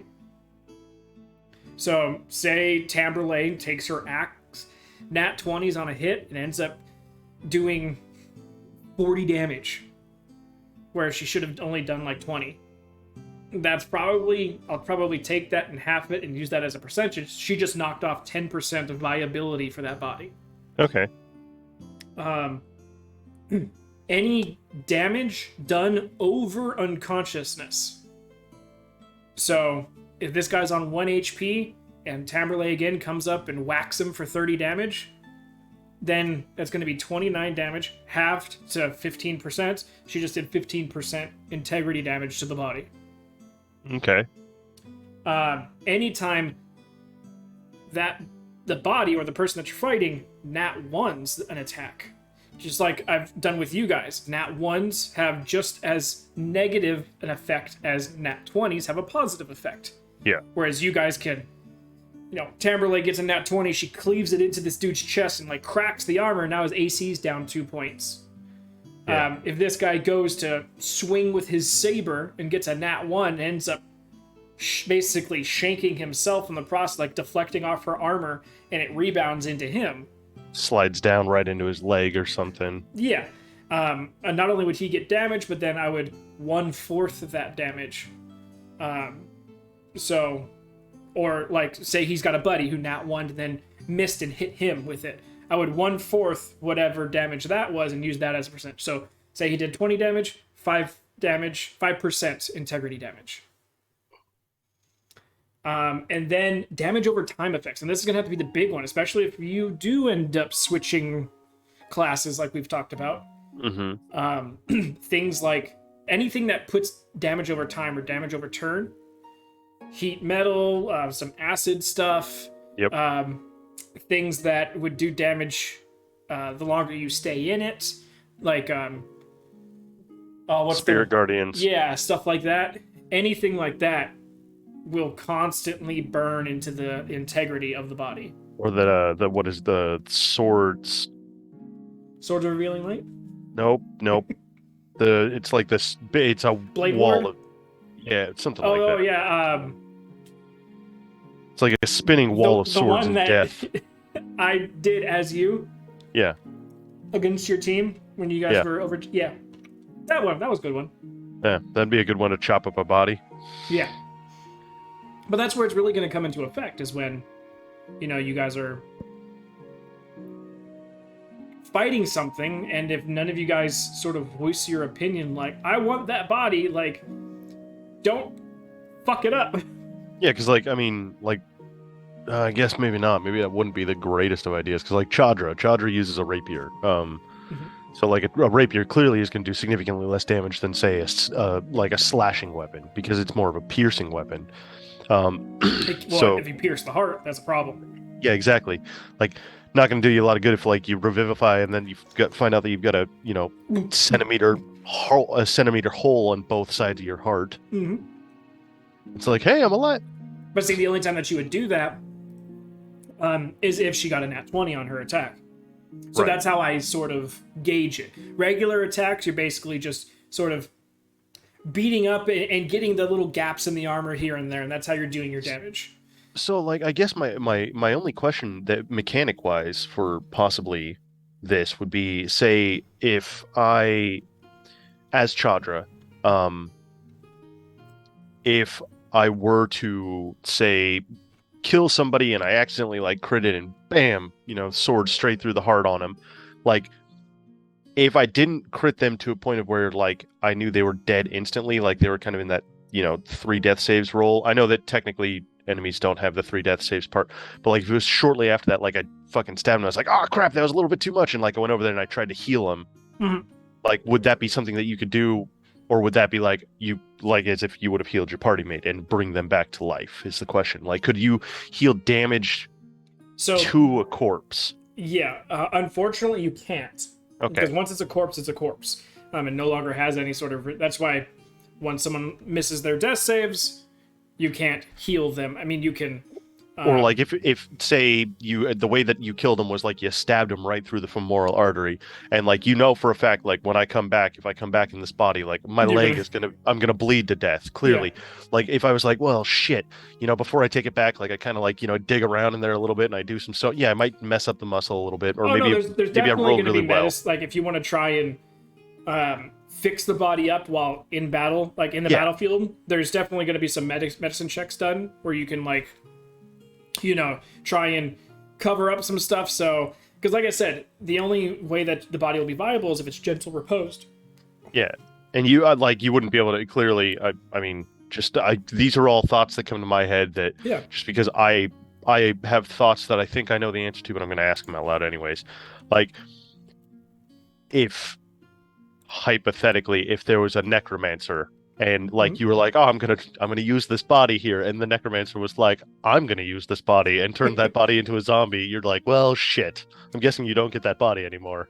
Exactly. The body. So, like I said, in the mechanics of what the body limitations are, it can't be an undead body. I'm guessing. No, it has to be free of because that is constant magic that's going on in a body. Yeah, right. It cannot be undead. But it needs to be gentle repose and have 95% integrity and higher. And that doesn't. And you guys are going to have someone in the hearth, basically like a mortician, that's going to help you. So some of the integrity is going to be able to be brought back. It's just how much damage you do. There's only going to be so much that they can fix. Yeah. No, completely. I mean, it'd be weird if you the only person I could see doing this would be Nyx. But right. Exactly. He shows up and he's I have a body that I need you to work on. And they're oh, where is it? And he picks up a bag and sets it down and just dumps out the parts. And they're just what the hell? And he's I think that's a left hand. So that would go on this arm here. It's no, you don't understand. We can't just sew it all back together. And he just looks at him blankly.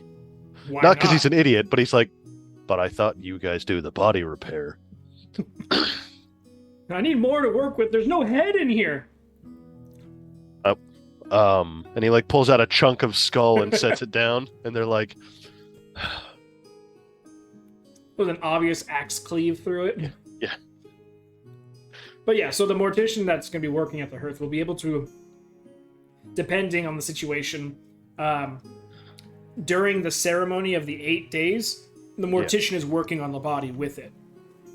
So you can't just cast mending on like all the arrow holes. I mean, it would be nice. Trust me, I know plenty a cleric and paladin and druid out there who would be like, it'd be great if I could just mend this, but no, unfortunately not. It doesn't work like that. Yeah. But yeah, so it's gonna be tracked, and then as far as anything doubling up, like you said, the crit to the unconscious level, Yeah. only one's gonna take effect. So I'm not going to take the crit and then half the crit damage, and then take the damage over the unconscious state and then half that and add those together. I'm just gonna take whichever one is higher. Right. Because yeah, then sometimes you guys will just get fucked. And it's just this delicate balance of like, stabbed him. Damn, I stabbed him too hard. Heal wounds. Stabbed. God, no, I didn't stab him enough. Stop moving. I didn't stab him enough that time. And he's like, please just let me die. God damn it. I'm fucking done. Why do you keep bringing me back? But yeah. Shit, I got him in the neck that time. Fuck. Yeah, and so it is going to be a delicate game, and it's probably going to be more delicate until you each guys have your own backup character. And then I feel like it's going to be a little bit more loose, and that way you guys will be a little bit more selective on who or what you want to bring back to replace your backup, which you can do. You can replace your backup character. It requires all the same limitations and all the same stuff that your initial backup character does. So basically, the ceremony to make the new backup character, as that's happening, the inverse is happening to your current backup. So you always have a backup, and only at the very end of the 8 days of the new backup will the old backup not be viable anymore. Yeah. And you cannot kill a friendly party member and have them as your backup. There you go, Valis. See, that answers the question. You're fine. You're not the Simpsons meme anymore. I'm in danger. Yeah. Even though I feel like you guys would probably kill Valis, just have him as a backup and swap out Nyx's backup with Valis's body, so Nyx comes back and no. Oh no, it would be Chadra. Like Valis gets like a sick like backup body that's perfect for him, and Chadra like goes and like uses some of her like charisma if she's still a bard, and like, or like maybe it's just some professional courtesy if she's talking like to the mortician, and it's just like, look, he's my brother. He loves gnomes. He's always wanted to be a gnome. And he comes back as like, I don't know, a gnome. Yeah, not even like not even that. I mean, like he's I don't know, a gnome barbarian, with like a 10 strength. A gnome fighter. He just comes back and he like wakes up and he's like really looking up at Nyx like, I don't remember you being that tall. And then Nyx is just, smiling as much as a dragonborn can smile before he shows him on a polished shield what he looks like. And then as he's done looking, he looks up and Nyx is lining him up for a field goal. or Nyx just picks him up by the scruff of his shirt and like sticks him into a bag and like carries him around. You don't need to breathe, right? You get to stay with me, baby. Bringing back the nickname and everything. Oh, yeah. So, as far as the integrity stuff goes, obviously the amount of damage that you guys do to the body, if someone gets to have gentle repose, that'll help. Yes. But the mortician can do the gentle reposing as well as the repairing. Basically, right behind Casper, the mortician is like your best friend. Like, don't get on his bad side. Every time you say Casper, I'm it's just how it is. That's all that I can think of. I'm just like, because we're talking about morticians and Casper at the same time, and I'm like, stop it, brain. That's right, it's not Casper 3 at least. Yeah. Oh.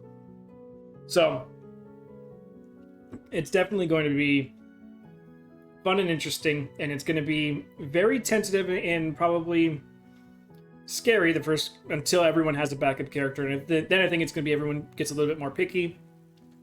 I mean, obviously, as you guys go and start fighting more and more and higher level individuals, there's going to be that drive to. That guy was actually pretty fucking badass. Like, I wouldn't mind having him instead of my level 4 bandit as my backup character. Yeah. But obviously, with the harder enemies that you guys are fighting, there is not going to be much room for taking it easy.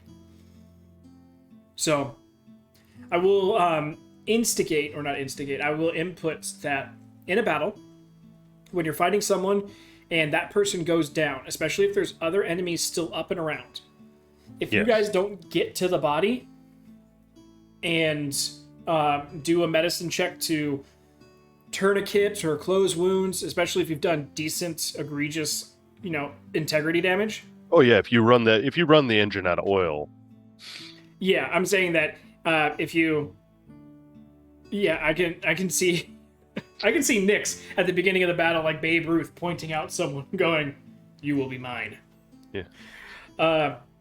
He's hitting that motherfucker like he would with a normal sword, but he's just using the flat end of the blade, just. Thung! I'd be like, Nyx, crushed skulls are just as bad as no skulls. Like, third or fourth body he brings back to the mortician. The mortician's like, "Look, I'd rather you bring back with the head severed than shattered." Yeah, I appreciate you bringing it all in one piece, but inside the one piece is many pieces. You turned it into a bag of Jello. Pretty much. So with this, if you guys interact with battle someone, and put them unconscious, if you guys don't get to them within 5 turns to do a medicine check to stem any bleeding or close any obvious wounds or anything like that, I will say that the integrity gets stuck at whatever integrity it's at. Okay. So 30 seconds, 5 turns. Obviously, someone's going to be near the person already if they put them down, unless it's an arrow shot or something like. Obviously, some IRL stuff is going to translate. So if you down someone 300 feet away with an arrow, as long as the arrow doesn't get yanked out, I'll say that the integrity damage isn't finalized yet until that happens. So I will be able to work with some things, but if you guys are in the heat of battle, take someone out and don't get to it in time, its integrity percentage is going to stick. Yeah, now I see Nyx like pointing at a dude and being like, "You," and then like the entire time, like the dude's trying to attack me, he's like, "You'll get your turn." I must kill everyone else first. And then at the end, he just like pulls a pillow out of his bag and like holds him on the ground for the next 6 rounds. And someone's like, "Nyx, like, you can let him go." And he goes, "Not yet. He's still kicking." And then he pulls the pillow off. The guy goes. Nyx puts it back down and goes, "His constitution must be high." Yeah. I like this. Pulls the pillow off, punches him in the solar plex, puts the pillow over his face. Someone bring the water. Yeah. God. Waterboarding some poor dude to death. So that's pretty much the hard and set mechanics. Everything else is pretty much gonna stay the same D&D wise. That's really the only heavy mechanic thing that's going to change for you guys. Obviously, it's brand new. It's what would be even the pre-alpha experimental version. Very gray box, but everything else in D&D is going to stay the same and shouldn't be really impacted or affected too much here. And it allows you guys, like I said, in the balance section, to be able to play with different combinations of characters and abilities without having to feel like anyone's forced into a role just because that's lacking. Healing is still nice to have. I'm not saying no one needs to take up some healing stuff, because until you guys get a magic shop nearby, healing potions are going to be very scarce. Yeah. So we're talking, you might get lucky with a few traders coming in with some, but organically being made in town at the beginning is not going to be a thing. So, I mean, yeah. But I mean, all of that stuff, I mean, especially like early game, potions are so helpful if you don't have a healer. But like, so that makes it more challenging, and that makes that mechanic that much more like appealing, and how careful you actually have to be. So I know, based off of Chadra and how I've played her thus far, that is very much how Chadra is going to be. Chadra's going to be like trying to very tactically figure out like the easiest way to kill this motherfucker without hurting him. Mm. But making sure that he's dead. So it's like, okay, well, fuck. If I stab him, that doesn't do me any good, you know? And then Valis is going to be like, well, shit, this is the 5th body I brought back, but they said something about, like, javelins are doing too much damage. If there's a hole in the front and the back that goes all the way through, it becomes an inviolable body. I don't even know what inviolable means. And then Nyx is going to be complaining about the incompetence of the people who work at the body repair shop because they can't fix any of the things that he's brought in. It's like, Nyx, you literally brought in a guy that was 70% liquid. He started that way, I swear. Nyx is the best healer? Sure, buddy. Sure. But like, so here's a question. So say like I did come back in a body that I had, you know, it had been fixed up a bit by the mortician people. But like you come back and clearly there's like some defects, like you can feel like it's like, oh well shit, this must be where like he got stabbed or whatever, like that one time when I stabbed him. Like, could you use healing spells on said character? Yeah. Or repair some of that damage now that they're alive with you in them? Once you're alive, okay. Group 1 has had to come up with this a lot. I do pinpointed healing.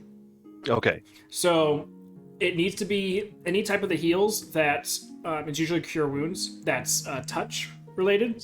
That's what I was thinking. Was cure wounds was like or lay the on one hands. that immediately popped into my mind was cure wounds specifically because it said cure wounds. Yeah. So cure wounds and lay on hands. See, Nyx, you'll be able to fix bodies. It's pinpointed, so it need to be focused on the exact spot, and the healing that it does, depending on the damage, there's going to be a threshold that needs to be reached before it's healed. Okay. And so like if you shatter a leg on somebody, clearly like. Yeah. Well, yeah. We'll use that as an example. You completely broken the leg to the point where, like, even when you take in form of the body, like the open wound where it was jutting out at one point is cleaned up and it's sealed, but obviously the bone hasn't. Yeah, it's the kind of break where like you're gonna need pins and screws and rods and like a lot of work. So I would say about 50 points of pinpointed healing would be needed to fix that. And the way it works is 100 points of cure wounds and lay on hands would need to be used. Because whatever healing you do, only half of it gets pinpointed into it. Okay. Because these spells aren't meant to fix one very specific thing, you guys are sort of forcing it to. And so only half of the cure wounds or half of the lay on hands would go to the overall threshold of needing to be healed. And then the rest of the healing, so say Nyx burns 30 points of lay on hands, 15 would go to the broken leg threshold, and 15 would go to just you, in general, healing. So there might be a, like, if, say, we came back and, you know, we were bringing Valis back from the dead. Okay. Because let's be real. Probably the first one. Valis is going to happen, I'm sorry. And it's probably not going to be an accident. Looking at you, Nyx. Like I said, just don't use the French accent. You said that it might accidentally slip because you used it in the campaign right before, but like I'm telling you, it comes out one time and like you're gonna get to use that spare body. And it won't even be by my hands. Tell us how it feels. Can't guarantee it. We like he comes back and he comes into this body and he's just like it's beaten to shit. Like, the bones are all busted up, but like it didn't lose a lot of blood. Like the organs are still in pretty good tact, but like say, the way that we were able to get him down and be able to smother him with a pillow or whatever, like we shattered both of his legs completely.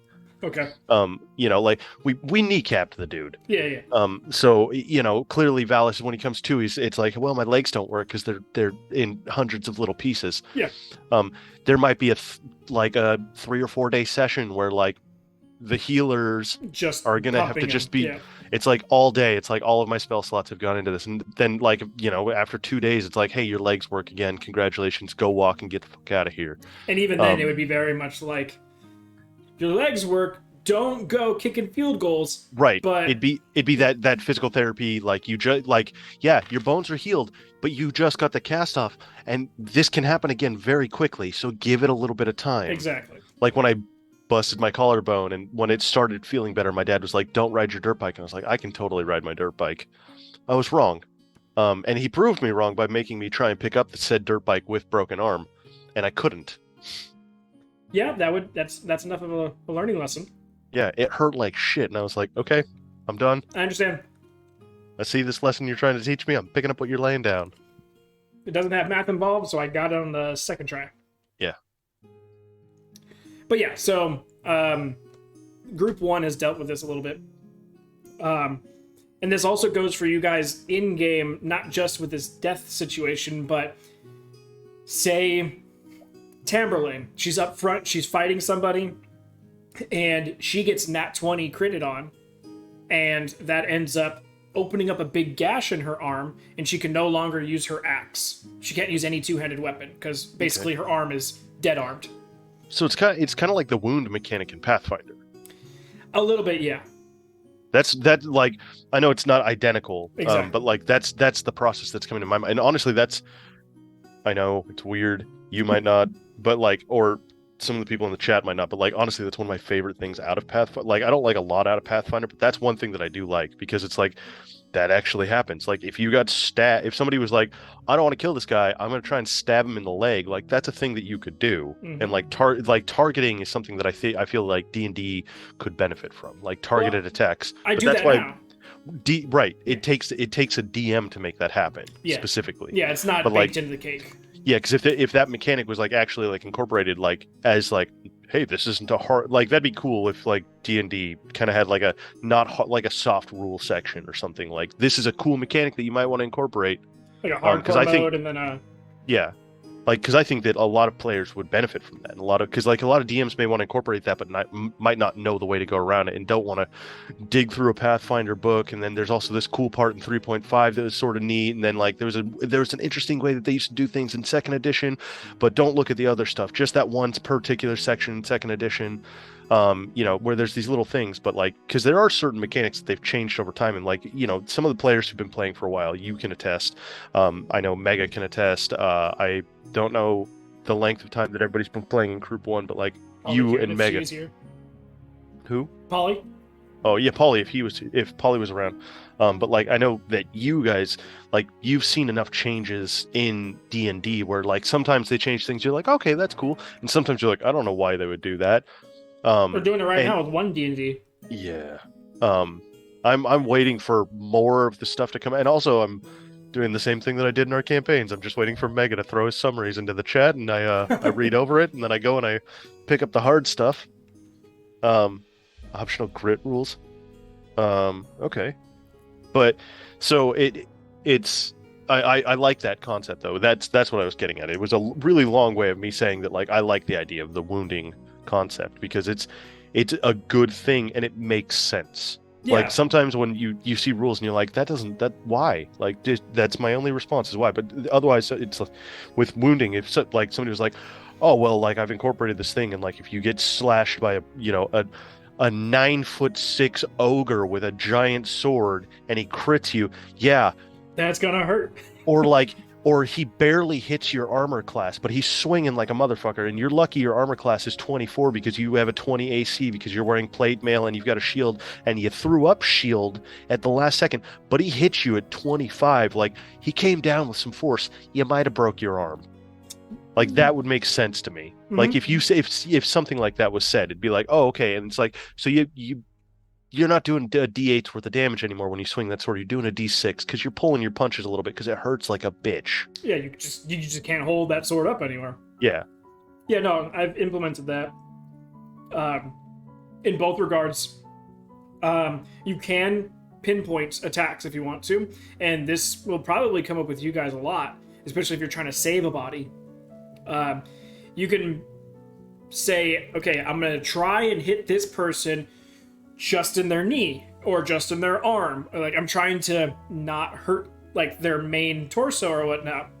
Be like, okay, their AC is going to go up. Where are you trying to hit? And they'd be like, okay, I'm trying to sweep their right leg out. I'd be like, all right, their AC is only going to go up by 1 because the leg is still a pretty easy enough place to hit. But if you're like, oh, I want to try and take off their head, or I want to try and, pierce their heart, or something a lot more tight and very smaller, much more smaller, I'd be like, okay, the AC is going up by like 4. Like, yeah, but if I'm going for a gut shot, like, might not be as bad as like I'm trying to stab him in the left eye. Yeah, exactly.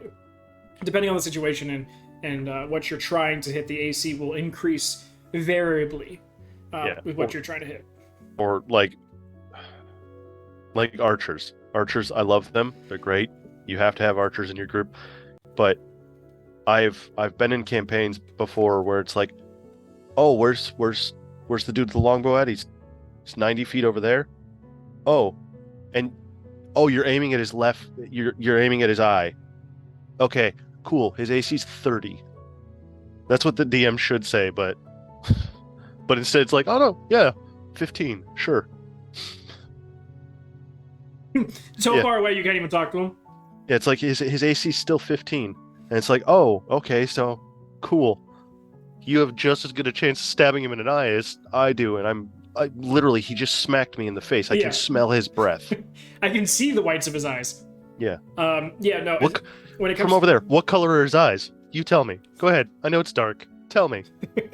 When it comes to archers specifically, or any range spell attacks as well, they need to have the either spell sniper or sharpshooter feat to be able to hit specific body parts. That's my blanket thing because of that situation. They're like, oh, I'm gonna try and shoot this person with my friendly standing in front of them. I'm over their over their shoulder, 60 feet away, and his Achilles tendon while he's facing me. Exactly. It's like, you don't have the feet for that. I'm sorry. Okay, go ahead. You aim. Yeah, you shot your friend. Oh yeah, no. I'll be like, you don't even need a nat 1 to hit your friend. You need anything under a 15 and you're hitting your friend. Because they're in the way. Yeah. They've got 2/3 cover, and 2/3 of that cover is your friend. Exactly. So if you roll below a 17, But to bring it all back around, so the same thing happens this happens in group 1 all the time. In a battle, they get critted on. I think the last one that I can remember off the top of my head is Bryn got critted, and she lost the use of... No, was it Bryn? Who was it, guys? Was it Bryn, or was it...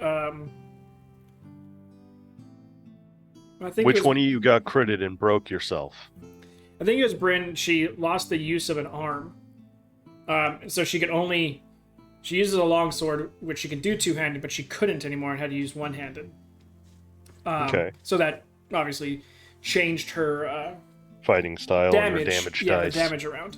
I think Amric had it happened to him, and he couldn't use his sword or his shield. He had to choose one. But yeah, so I did the same thing, and then when it comes to the healing, they need to do pinpoint healing to regenerate enough of that arm just to make it viable again. So I believe it was Nori came running up and cure wounds on it, but only half of it goes to their overall health pool, while the other half of it goes to the required amount to heal that wound specifically. Oh man, so that's... Because I'm sitting here and I'm thinking to myself the whole time, I'm like, trying to think of how you could work around doing excessive damage um, to different like to a body in order to like keep its integrity. But man, you really need to read your spells. Because like I was thinking like a lot of spellcasters would be fine. It's like no, because a lot of spells have like really interesting like descriptive wording in it, and it's like when you read the description on it, you're like, oh shit, no, because like it may cause like a withering effect on a body, or it may cause like, if it depends on how it's worded, how it's phrased, and stuff like that. And it's like, oh, you might do significantly more damage than if you would have just stabbed the dude in the neck. Oh yeah. Um. Luckily, spells for your guys' group isn't going to be too big of a problem. It's mainly going to be you that needs to look at all the spells that you're going to have to deal with. Yeah, I know. Everyone else is pretty much either stab it or throw something at it that stabs it. Yeah, because I mean, like Wither and Bloom. You invoke both death and life upon a 10-foot radius sphere. Because like you could do that, and it like in here in the description it says non-magical vegetation in that area withers, and it's like clearly that non-magical vegetation means, organic life. Yeah. And if that body was to die while from that spell, it would start withering as well. Yeah. Mm-hmm. So like, God, that's interesting, because like that really it changes it, because like I'm sitting here thinking to myself like as a spellcaster like, oh, I can just use this, or I can use this, or I can use this. But like, I mean, you would have to. I don't know if you've gone so far as to like factor in the types of damage that are done as well. Because like, I mean, like if you're using a lot of ice spells, frostbite's a real thing. If you're using a lot of fire spells, burns are a real thing, as we all know.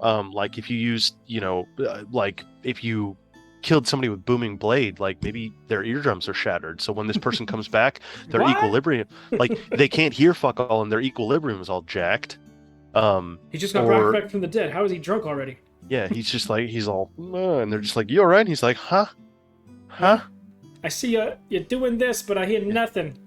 Yeah, and it just, but like necrotic damage specifically is what I'm thinking of. Yeah. Like, because necrotic damage is a weird one, because it's literally your life force.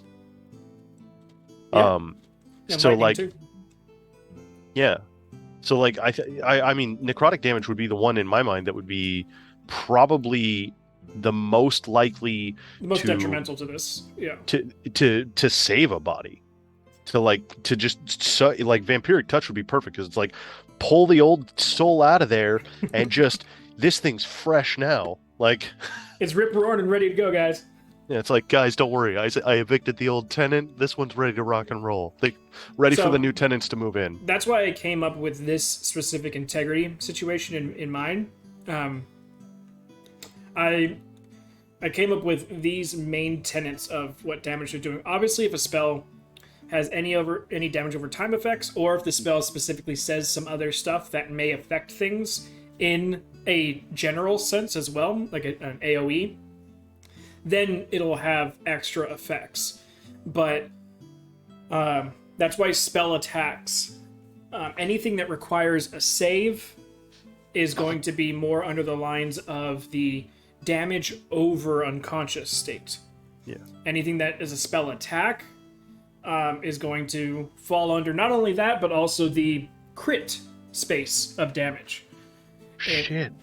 Sorry, I'm like, my brain's a little bit slower. I'm having revelations as we're discussing things, because I'm like, I'm thinking back to like when campaign 1, or campaign 2. Sorry, we're campaign 2. Our campaign 1, campaign 2-1.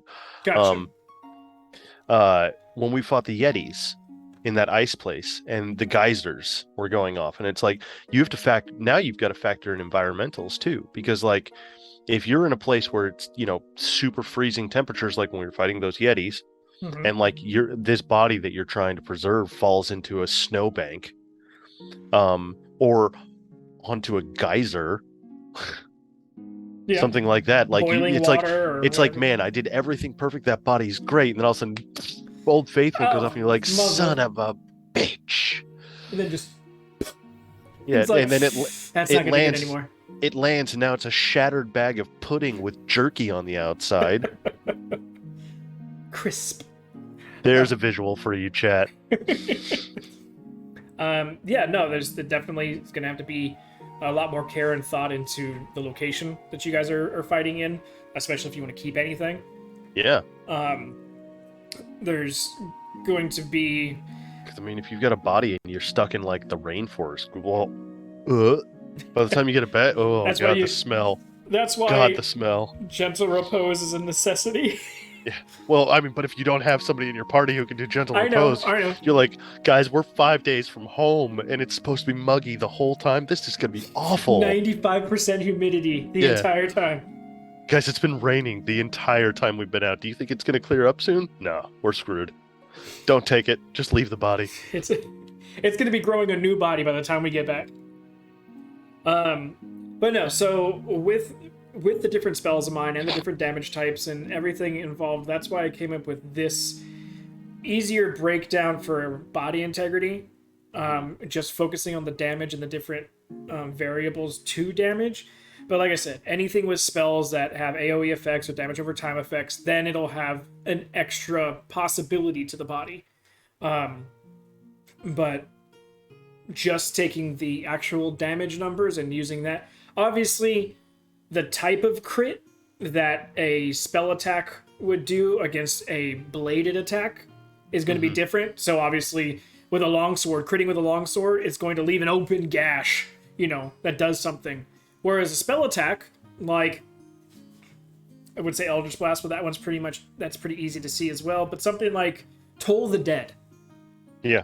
And that crits, and that takes them out. You may not know exactly what... You know that you did some damage to it, but you don't know what needs to be healed. And to integrity heal them, you need to know what's the problem. So, I mean, you could do the cursory, and unless you get a high medicine check, you're not going to be able to figure it out. And you could take the body back, and hopefully it's salvageable, or take the body back, and they'd be like, fuck no, dude, this dude's brain is mush. Yeah, or, like Ray of Sickness. Like, you're poisoning someone, and that's the thing. Like, if you're using poison damage, like, it may not look like you've done anything because you're like, aha, I found the loophole, I'll use poison. And it's like, but they have internal organs that have now been poisoned. All of them are poisoned now. And guess what? There's no way to flush them out. Yeah. So yeah, it's gonna add a whole new level to thinking about battle when you approach it, and hopefully this gets you guys more into the. Like I said, the entire world is going to be a little bit more Scooby-Doo for you guys. There's definitely going to be more like, stalking and oh my god, I'm blanking on the word, stakeouts. Real detective work. Yeah, and try and fight them on terms that make it advantageous for you, more than just walking up to the bear cave and going, ding, ding, ding, time to fight. Whereas you can be like, okay, we know there's 3 in there, and we sat out there and watched for 2 days and noticed that one always stays inside, but the other 2 leave every day. It's like, okay, let's go in there and shank the one when it's by itself, and then fight the other 2 when they come back. Corparan just brought up werewolves in the chat. I had to have some Eartha Marsh PTSD there. Well, Polly still carries that PTSD around with him, if that makes you feel any better. Yeah. He is very racist against Lycan. Yeah, that tracks. But that, just changing off that subject, but like that is one of the dynamics I love about Polly and Eartha Marsh. Is that, like, Eartha Marsh, I don't have to be nice, he's my fucking character, he's me. He's too stupid to hold a grudge. Well, yeah. And it's not because he's stupid. It's just because, like, from the timeline that he came from, like the original existence that he came from after losing everything that he had, like it's like grudges are something that he doesn't need to hold on to because, like, life is fleeting to him, and it's like, I could either be mad about this stupid time. Cool, man, you stabbed me in the heart, no hard feelings. Like, I'm not dead. I'm going to keep going and doing my thing. You keep going and doing your thing. And that's the kind of thing. Whereas like Paulie just holds that grudge for him. Paulie just like, he goes into his little filing cabinet in the back of his mind and he goes, opens up the Earthamarsh like vault. And he just opens up the right folder and he goes, highlights it, fucking puts a red sticker on it and fucking closes it back up and locks it down. And he just brings it up whenever he can. Mm-hmm. And like, but like Earthmarsh is never gonna have a hard feeling towards a lycanthrope, but he's gonna remember that time that he killed lycanthropes and then they turned into people, so he might be a little more cautious about it next time. Werewolves. Yeah, well, you know what I mean though. Mm-hmm. But like he'll be like, next time he goes to kill one, he'll be like, maybe this is a woman or a child, and he'll like try and guess what it is based off of its size and probably be wrong. Oh, completely, yeah. Yeah. Well, it came from the south. Everything's south. Yeah. But no, it's funny because, you know, the things that you guys interacted with, well, the one that you had with you was the lichen. Yes. And the werewolves were the baddies. Yeah, they were the basically, not bastardized, but savage versions of them that for some reason they were being made, and this lichen was basically just like, oh my god, like it wasn't on you, sorry, it was on Libra.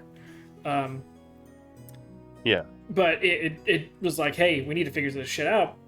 But even now, Polly's just like, yeah, fuck lichens, and it's like, no, you guys were having problems with werewolves. Like the lichens were just trying to figure what was going on, like trying to stop it, just so long as, but Polly's bigoted and racist about anything in the same vicinity of the thing that he should be bigoted or racist against. Well, my favorite is the accidental racism that got worked in with Earthamarsh that is now canon when it comes to cats in general, or like tabaxis. Yeah.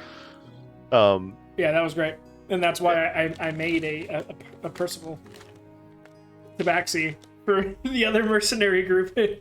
For the first time around, just so you guys had someone to bitch at.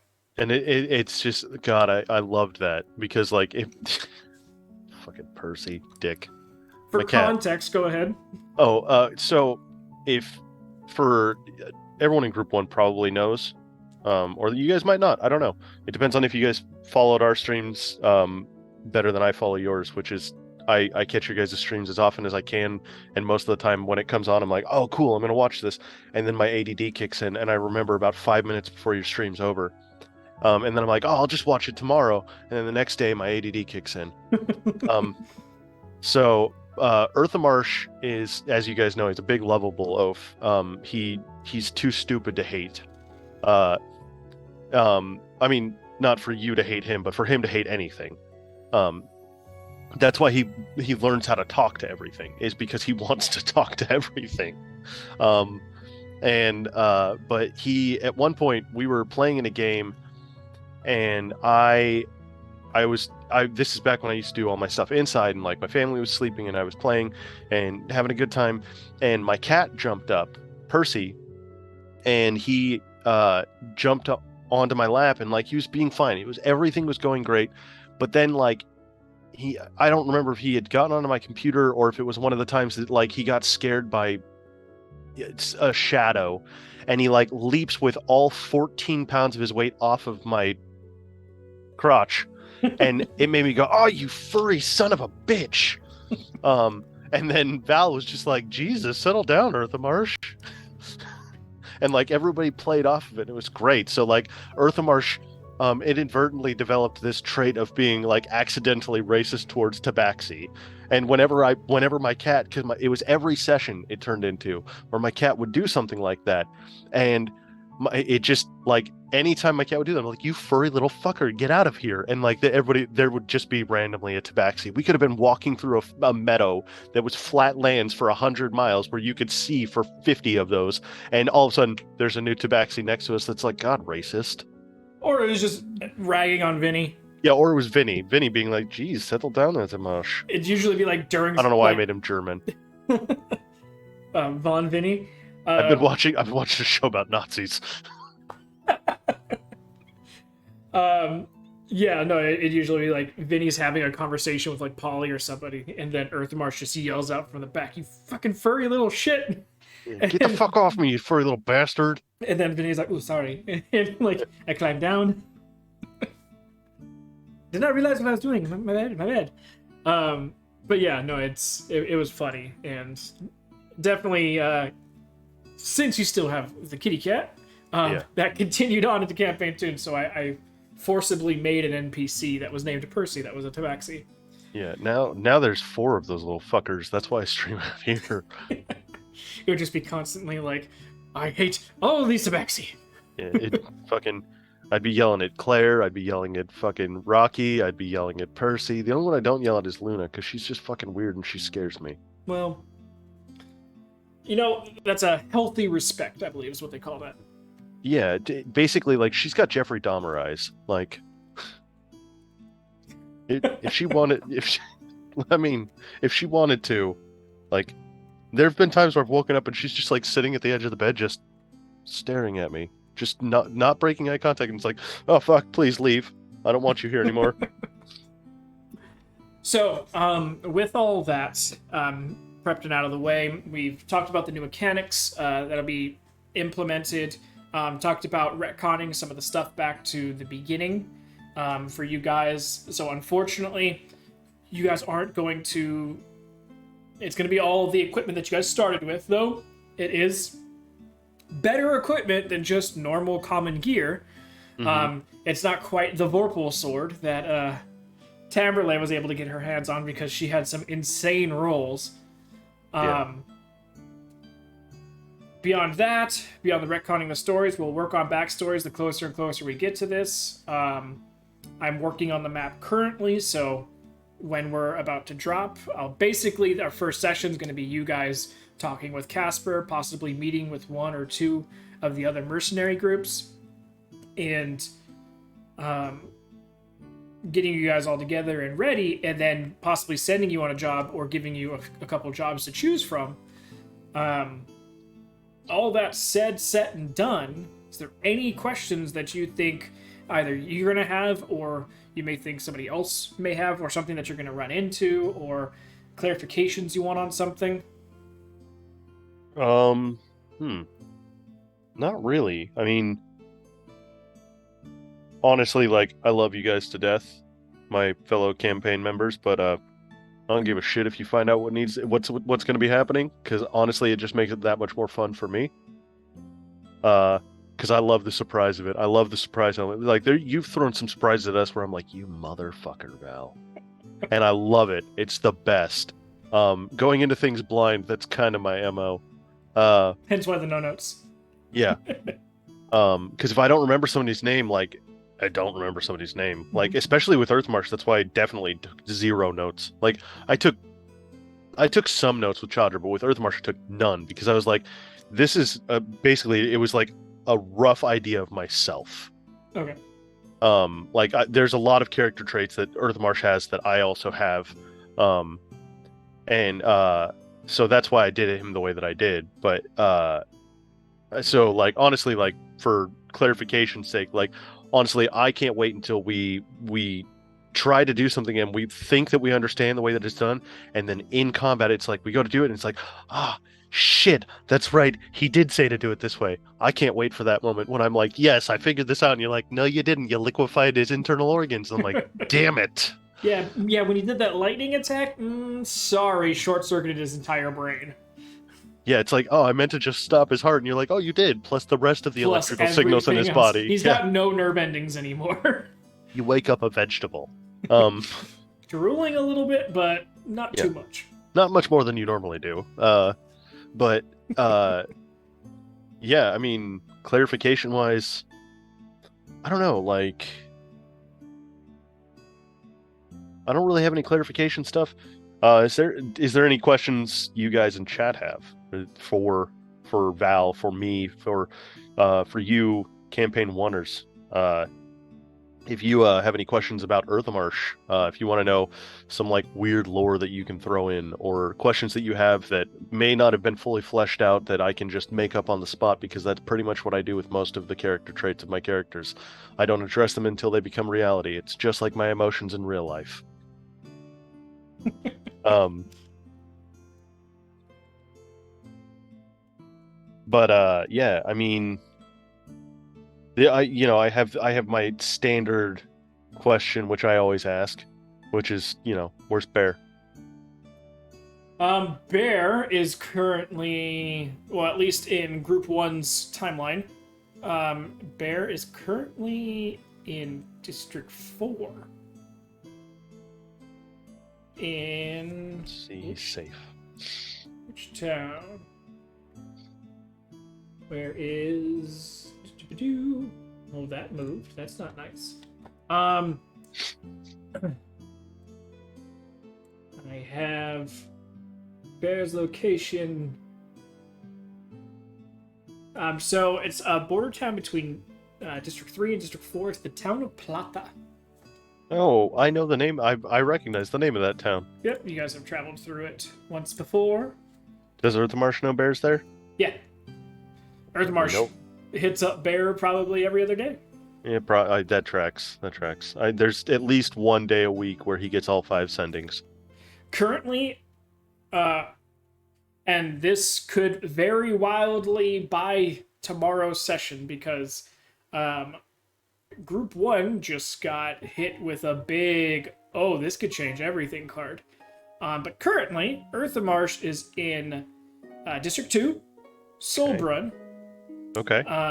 Hanging out with Polly's dad, Otis, which is, it was Polly, Laverne, and Otis that basically helped raise you guys. Yeah, I remember. So Otis is back. Otis is suffering from some stuff, but it's Polly's dad, Otis, and Otis's grandfather, who was found on the Kralset continent. Okay.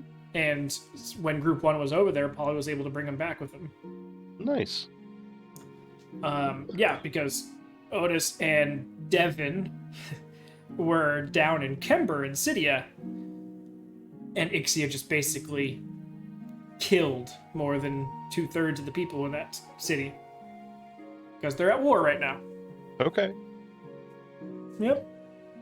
So, Illinade was able to get them out as a favor to Polly. And now Earthamarsh is just chilling with Bill as well. Oh, Papi Chulo. Papi Chulo is there, and the drinking has been commenced. My favorite pony. The best pony. But yeah, so that's the group of 5 that are currently in Solbrun. And Mammoth. Mammoth's with you. Good. Yeah. Okay. I mean, second best horse, but... Of course. Mammoth you won, Bear you chose. Yeah. So Bear chose me. Let's be real. Yeah, honestly. But yeah, no, Bear is still... You haven't been able to track him down yet to outright buy him. That's the only reason why Bear is still off working for the military. Earthamarsh is going to show up in the town where Bear is one of these days with Mammoth, and he's going to be like, he's going to go up and be like, I want to have this horse, and they'll be like, absolutely not. Like, we're low on a horse, and he'll be like, I will trade you this horse. And like, Mammoth is this like purebred, like amazing horse that's like Mammoth. This dream horse in the military is like, are you fucking stupid? And it's like, no, you're getting ripped off. I want Bear. I know Bear's been through some shit, okay? Yeah. Bear's clearly the better horse. Look at them. Mammoth's just gonna be looking at you like, you son of a bitch. Yeah. Mammoth would understand. Mammoth knows. You know Earthamarsh. She's totally Mammoth's straight up with it. Getting pretty connected with Bill right now. Yeah. Bill's teaching Mammoth the ways of the ale. Plus Mammoth would probably figure out a way to like break out. I feel like Mammoth reminds, like, in my mind, I imagine Mammoth is that horse in the Rapunzel movie, or Tangled. Tangled, yeah. Yeah, the horse that was clearly smarter than his rider, and like, that's how I imagine Mammoth. Whereas like Bear is like your typical war horse. Mammoth is not. Mammoth is a like, he went to private school. Oxford. Like, Yeah. He's got an his Ivy League MBA. horse. Yeah. Yeah. Yeah, Mammoth is definitely it's doing that whole like, I will trade you this for this, knowing that, all right, just break out tonight and we'll leave. And then you just basically wait like 2 hours later, and Mammoth comes walking out, blood on his hooves, like streaks of blood across his, and you just go, what happened? And he goes, there were people in my way. Like he's sitting there and it's like, all right, well, it looks like the guards come by every once in a while. And he goes, every 103.5 seconds. And you're like, Jesus. And like he comes out and it's like, you know, when he kills some of the people to get out of there, and like when the like guards show up to investigate this horrible crime that's happened, clearly these two men drank too much and they got into a fight with each other and they killed each other with swords. And it's like, wait, no, he got beat to death by hooves. And it's like, that's not what it looks like to us. Mammoth would go over and grab the swords and place them on the bodies. Yeah. Planting like, evidence. changes the way that the hoof marks look so that it looks like slash marks and bludgeoning. He just sits there and like sharpens his fucking horseshoes.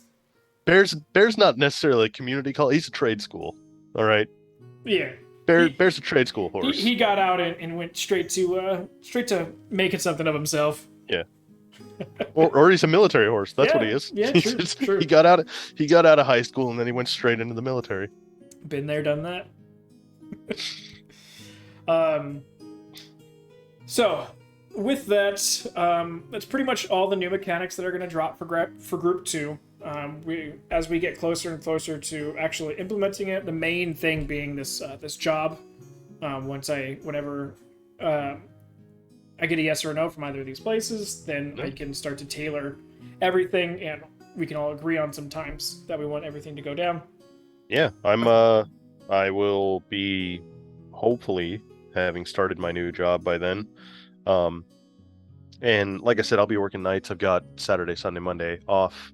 So I'm pretty available for either one, whether you have to switch it to Saturdays, or we keep doing it on Sundays. So. Okay. Yeah, and I'll keep you updated and abreast of everything, as well as everybody else in Group 2. And on Twitch, too, I'll be moving around the schedules once things become a little bit more solidified, as well as the sort of outros and intros of our sessions, if any new information comes up, letting people in the chat know that things are in the works. But before that, any other questions for me pertaining to anything, not just this new world related? Anything maybe you've wanted to know for a long time, or wanted to know how something worked, or what happened with that one thing, or? I mean, not really. So, like I said, I'm not, I guess, as much like a lot of other players, where I obsess about the what could have been. Mm-hmm. Because like sometimes stuff just doesn't happen in an adventure, and having DM'd enough times, like sometimes like when we don't do something, like I'm like, cool, we're never going back to that fucking place. Like I don't need to remember that fucking dead real estate now. Like don't even get me started on Group 1 and the disappearing island. That's God, that sounds awesome. But like, oh, we finally got there after I force fed it down their throat 4 times. Nice. I mean, at least you got there. Yeah, it only took literally a prophecy and a divine intervention to finally get them there, but we did it. Yeah, I mean, but like, there's not really much. No, not really. I mean, Okay. this has been great. This has been fun. I always like hanging out and chatting and talking with you. So, we got to do this again, but with Polly. You won't be able to get, if it's me and Polly, you won't be able to get a word in edgewise, though. That's fine. That's the thing. Most sessions and these roll for insights, I do the majority of the talking anyway, so yeah, it's nice to sit back and just listen. Yeah, we can do, so as chat, you may know, I don't know, but I also have a Twitch channel where I play D&D once a week. Yes, that is hosted by Shinobi, who is also in the chat. I'm plugging my channel. Plug away. But also, one of the things that I do is I play other games outside of that. I play spooky games a lot of the times, but one of the games that I play is Sea of Thieves. And if you like this interaction that's happening right now between Val and I, you should see us being terrible pirates, because that's what we do sometimes. We're not terrible pirates. We're not good pirates. Well, we're pirates. We're pirates. That's what matters. And it's the shenanigans that we have gotten up to a couple of times now have been rather fun and interesting as I struggle bust my way through learning the mechanics of being on a wooden sailing ship. But it's a good time, and if you want to see weird interactions like that, you should give my channel a look. I was in the chat, but I'll throw a link. I'll put a link into the Discord also, so that if you guys ever want to check it out, you can see it there. It's just, yeah, this is the kind of stuff that I like. This is why I like D&D, is because I get to meet people like you. I get to meet people like Polly. I get to meet people like Mega. I get to meet all of these different people, and everybody in campaign 1, through the Discord chat and stuff like that, and all the interactions, and me being a jerk and posting pictures of barbecue and steak and stuff like that. I didn't do a lot of barbecuing this summer, guys. I'm sorry. I didn't have as many pictures. I have some really good steak pictures on my phone. I'll throw them up later. But I get to meet you guys, and I get to talk with you guys, and I get to interact. So, and then Val started this show, and Polly told me about it, and I was just like, oh my god, that's a brilliant it's not a new concept. It's a video. It's basically a video podcast kind of, to a certain degree. But the idea of doing this with I like podcasts, and I like the big Critical Role does State of the Role, and they do their talk shows, the Talks Machina stuff, and it's that's cool and all, but those are freaking superstars that I can't relate to. It's not nerds in a garage playing freaking D&D, online. So I just wanted to give everyone a chance to be able. I know I still haven't shared. I'm sorry. I promise. I promise. We will have a real life meetup. Oh yeah. We will do a campaign 1, campaign 2. We will do a meetup. We will do an IRL game. It'll be a one shot. It'll be the best. I'll bring Eartha Marsh back. You guys keep your characters. Vinny's gonna be there. Polly's gonna be there. Valis won't be French. It's gonna be amazing. Valis is never gonna be French again. Yeah, I even thought about doing a free for all at one point if we did all end up getting together. But no, this whole show. Hawaii's not that far. This whole show is meant to sort of take off the idea of the podcast and everything, but allow everyone to get questions off their chest. Like you said, with Critical Role, they have their own thing where the people will ask the players and sometimes Matt questions. This is for you guys to ask me questions, and for me to just straight up derive questions to you, because obviously I can try and read you guys as much as possible. It's a little bit harder virtually than it would be, in the same space like they have, but it allows me to be like, what does your character think of this? And then what do you think of it as a player? I love hearing the differences when it comes to that. I may think that, okay, I may get one or the other right. I'd be like, okay, you as Eartha Marsh is unamused by what's going on, but you as the player are fucking having a ball in the background going I love this. Eartha Marsh stabbed the ground, got swallowed by a spider. Eartha Marsh does not like this. You as a player, awful. Fuck yes. I thought it was hilarious. Exactly. And then but then it became a character trait of Eartha Marsh I incorporated that because I was like, well, how would somebody like Eartha Marsh? Well, of course he's going to react like this. He's not the brightest bulb in the box, and he may not maybe a normal person might be like, well, the odds of you stabbing the ground and a spider grabbing you and ripping you down into its hole are pretty damn slim, and that was a pretty much a one-off. But that now Eartha Marsh reminds people constantly, if they're standing there holding a sword and they're not holding it out in a defensive posture, but just at their side, he's just be careful not to put that in the ground. Spiders will get you.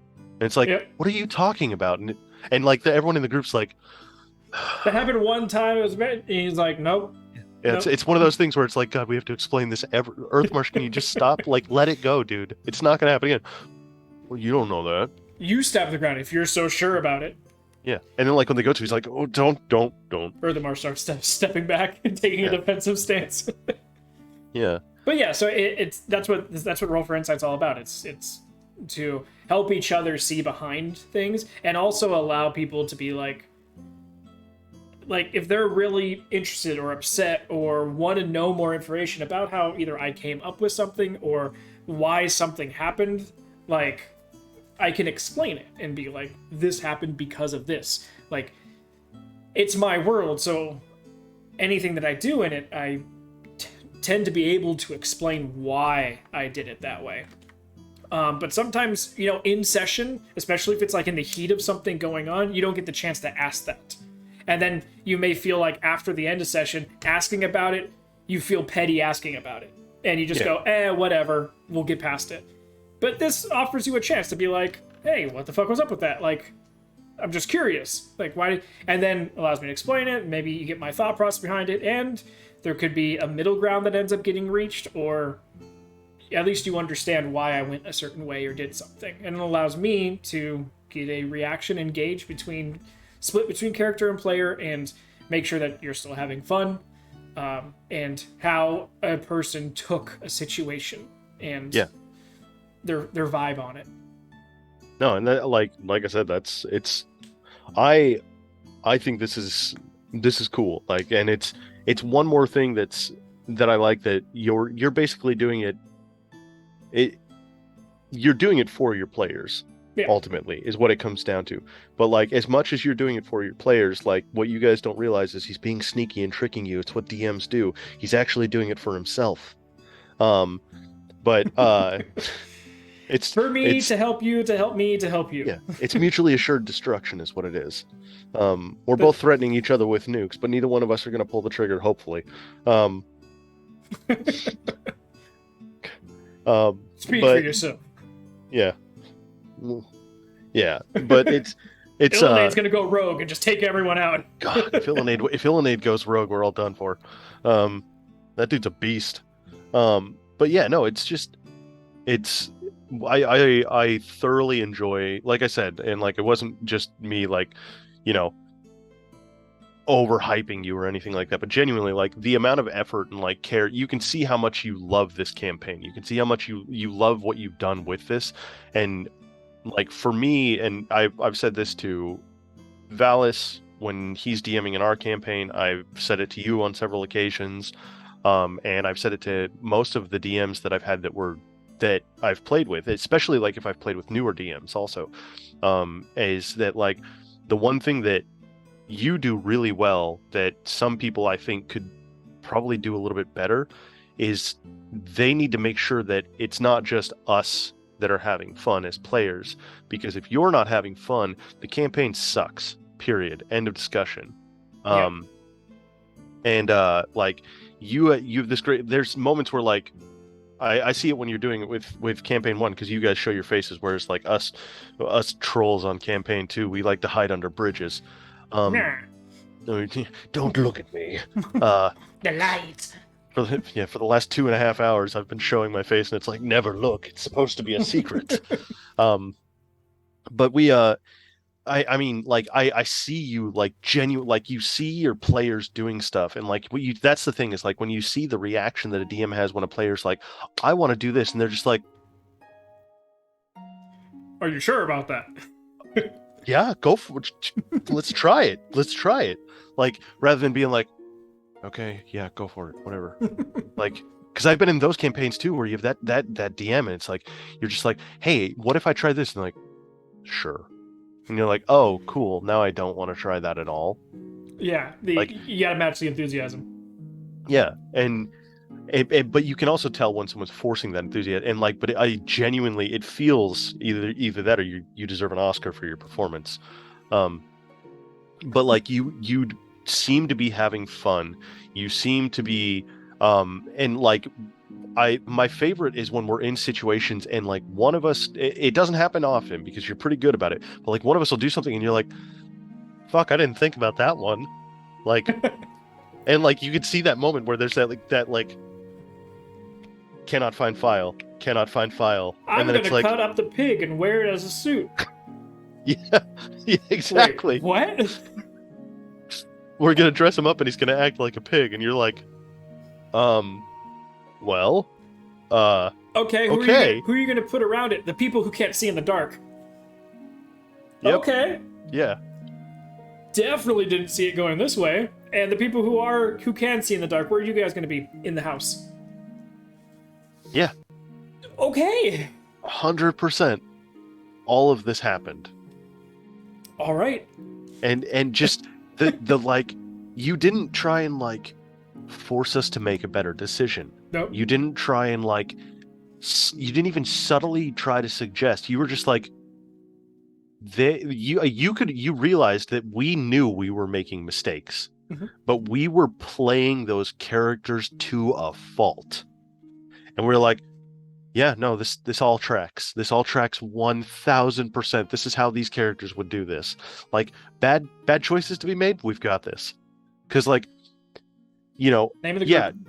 two of us can't see in the dark, and the ones that can see in the dark, one of them is now dressed like a pig, wearing a pig skin suit. And the other one, he can see in the dark and he doesn't realize why other people can't see in the dark.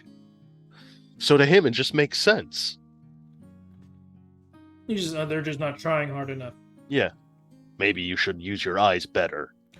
And then, without any investigation during the day on the area that the animals were disappearing in, or anything like that, because we just waited for it to get dark. Well, and you left the arguably most inept person to guard the pig during the day when you all went to go get lunch. Yeah. And that led to a chase through the town, which then led to the pig dying. No, the pig was murdered. Yes, the pig was absolutely murdered. Hence, that led to this problem. But because all that went down, there was no investigation to be had. So you guys had no idea on how these pigs were getting taken. But we didn't care because we felt like we had enough information to make this decision. And but like, because how many times in campaigns so far in sessions have I, as a player, been like, well, I know what I need to do, but that's not what Chandra would do, or I know what I need to do, and that's not what Earthamarsh would do. And like, I see it on your face because you like see the moral dilemma with me, and like, I'm just like, half the time I know when you're doing that decision. Yeah. Sometimes I'll question. I'll be like, "Hey, you know that this is this." I'll message you directly, and you go, "Yeah, I know, but that's not what Earthamarsh would do." Yeah, you're like, you might die if you do this. I'm like, yeah, I'm aware, and like, it's physically painful. Yep. Yeah, so much. No, I definitely have fun with both groups. And I try to make it as fun and engaging, not just for me to play certain NPCs that are fun and engaging, whether they be good or bad or somewhere in between. Group 1 can attest to my variation of NPCs. And I mean, even Group 2, you guys have interacted with quite a few. Even in the second campaign, like the guy who got you all the drugs, and a whole host of other NPCs that you guys dealt with. Yeah. Or just like some that were just like honestly, one of my favorite NPCs that you came up with was in the second campaign when we were tracking down the succubus for fucking ever because we're stupid. And you find out, like, Dad finally had to step in and help us out. But when I was before we found out about homegirl who got killed, like the waitress. Yeah. But when I went over to the old lady, Oh yeah, yeah. that old lady, like, she was supposed to be a throwaway NPC, and I could tell she was supposed to be a throwaway NPC. She felt like a throwaway NPC when you did it. But then for some reason, like, we went back like 3 or 4 times Mhm. to ask her more questions, and like she started developing a backstory, and she shopped at the local market. I knew that. She had a friend who owned the local market, but she also was part of like a club that played a game twice a week. Mhm. And also she still had a nightlife and like all these things. And I was like, God, I love this character so much. Yeah, Like, and I don't she I had to don't have remember any questions done before 6 p.m. so she could go out. I don't remember her name, but I remember like when I asked her for her name as this like throwaway old lady who was just supposed to give us like one line that was supposed to help aid us in the plot if we could add one and one together and finally make two. But instead we found one and one, but then we also threw in a variable and then decided to use a secondary form of math, and then we divided by fractions when we were supposed to multiply by fractions. Ella And Richardson. there you go. But like when you made the name, like it so quickly, it felt like when you said the name, you were just like, yes. And you like said a name, and like then you just kept track of that because like you being a DM who knows how this works, you were like, I might need to hold on to that teeny bit of information. It's not likely, it's probably nothing, but like just for a minute. And then like now you've got to develop a character. Because like Ella might come back. We might just, hey, you guys, remember when we went to that town, that old lady, when we were hunting the succubus? We should go see how she's doing. Maybe she needs some help around the house. Like maybe that's going to come up again now, because that's the kind of group we are.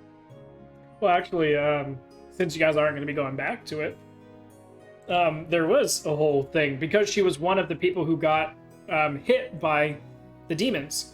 Yeah. It was actually the incubus that got her. Yeah. The incubus was pretending to be the, forlorn orphan boy that she ended up helping. Remember, I told you she had the kid that she was helping. He worked for her for like 2 weeks, and then he bounced. Well, in between your guys' visits, remember she changed? Yeah. He came back. And she got very dodgy with answering some of her questions. She's like, I need to go to my thing tonight. And she just kept pushing. The incubus came back, and she started looking younger. He was giving her stuff to stay quiet. All right. That's neat. So that could have been a thread that if everything went on longer, you could have started pulling harder and harder on. But that was the incubus came back and basically said, don't answer any of their questions or mislead them, tell them stuff to go other places. But yeah, she was initially just she was a way to show you guys that the incubus and succubus and other demon were doing stuff besides just killing people or just, committing certain types of acts. They were on a wide scale influencing things from all sorts of angles. Okay. From pretending to be orphan kids to, all the way up to murder. Like, they had a very wide range. So it was basically me telling you, don't trust anyone because they could be anyone. The succubus was the secretary. Not the main secretary, the stand-in secretary. Yeah. Yeah. Not the little dude.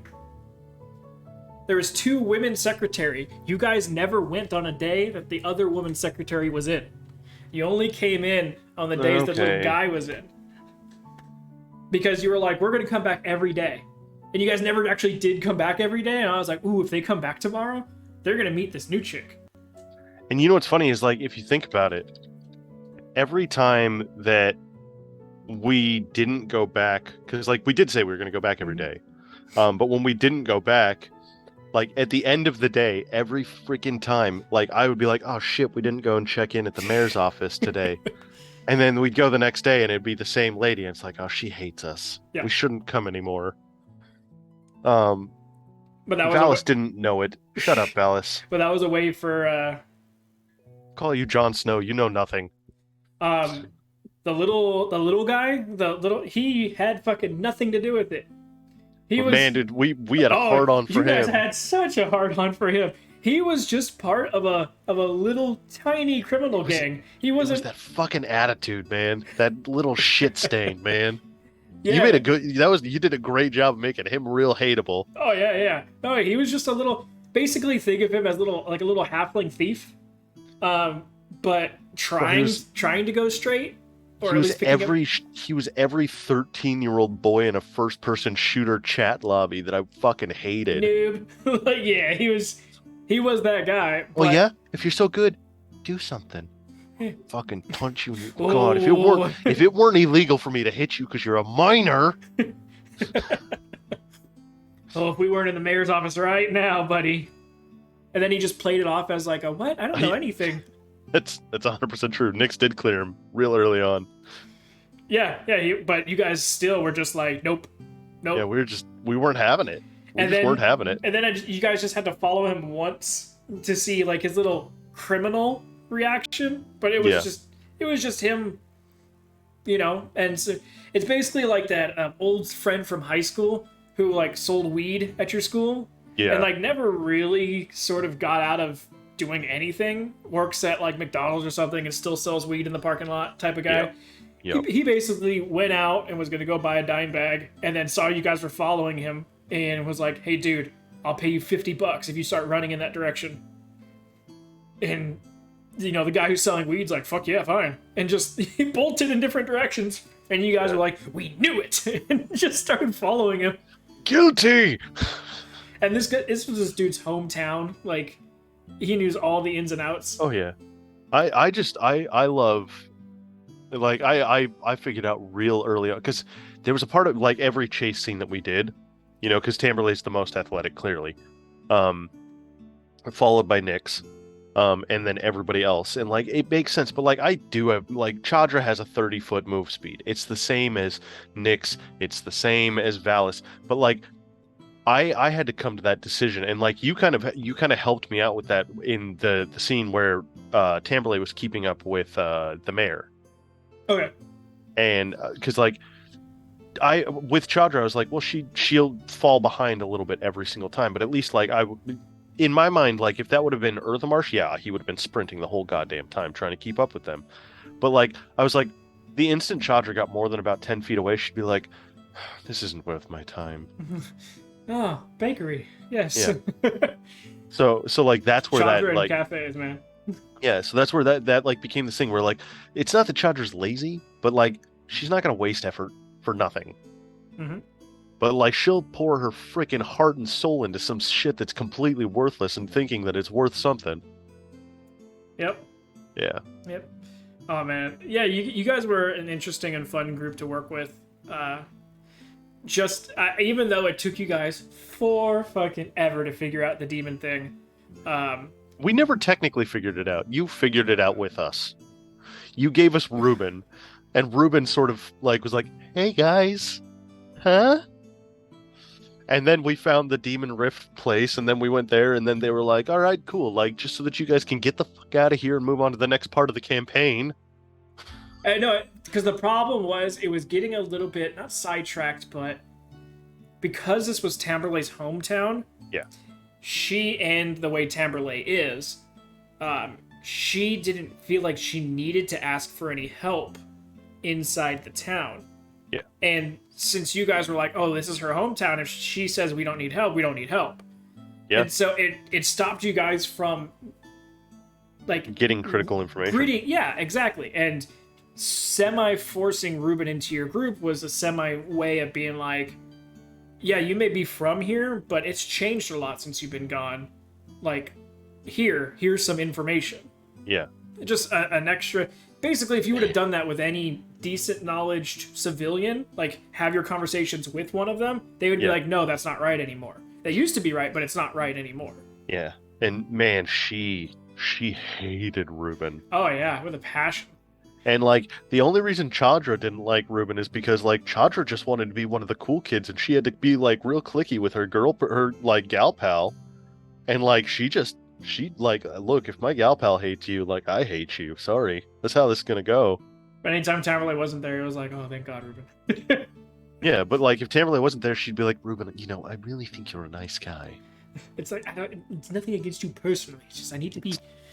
And Ruben was very understanding. He's like, I get it. Like, it's fine. Yeah, I mean, honestly, he was just there to get revenge and make sure that this gets handled. And Yeah. if he doesn't need to be anyone else's friend, so he was just like, I'm just here to get this shit done. I don't give a fuck. Like, Yeah. but anyway, we can go for ages on Group 2. But hopefully there'll be more stories ahead of us than there are behind. Yeah. So, any other questions before we go? No, I'm pretty much good. I'm looking forward to us starting up again and hopefully, like being able to keep it going. Exactly. And if we do start it up again, like, man, that'll be great. Like, I miss you guys. I miss doing D&D with you guys. Like, that's why I'm glad like you and I have started playing other games together. Yep. Which Yeah, no, I loved your guys' group. That's why I held on to it for as long as I could. yeah, and like ultimately it was for the job that I wound up no longer having. Isn't that how it always goes? Those bastards. Those fucking bastards. Uh Alrighty then, well, I appreciate you for hanging in here with me. Hey, man. Having conversations, asking questions, and keeping chat going with me. Yeah, I'm like we like I said, we got to do this again with Polly. Yeah, Polly expressed deepest concerns of not being here. Also, I want to issue a challenge to you guys in the chat if there's anybody left. Come up with ideas for a movie that, you know what, since it's October, we'll go with a Halloween movie, a Halloween theme. It's got to be on Amazon Prime too, because we're doing it all on Twitch. So Prime is Big Daddy, and that's where we get to watch our videos. And we'll watch it over on my channel, and it'll be me, Val, and Polly, and we'll all watch it together. We'll watch a movie and do a live reaction to it. The other day, I watched Tucker and Dale versus Evil, and Polly was there also, and we were responding in the chat because Polly had never seen Tucker and Dale.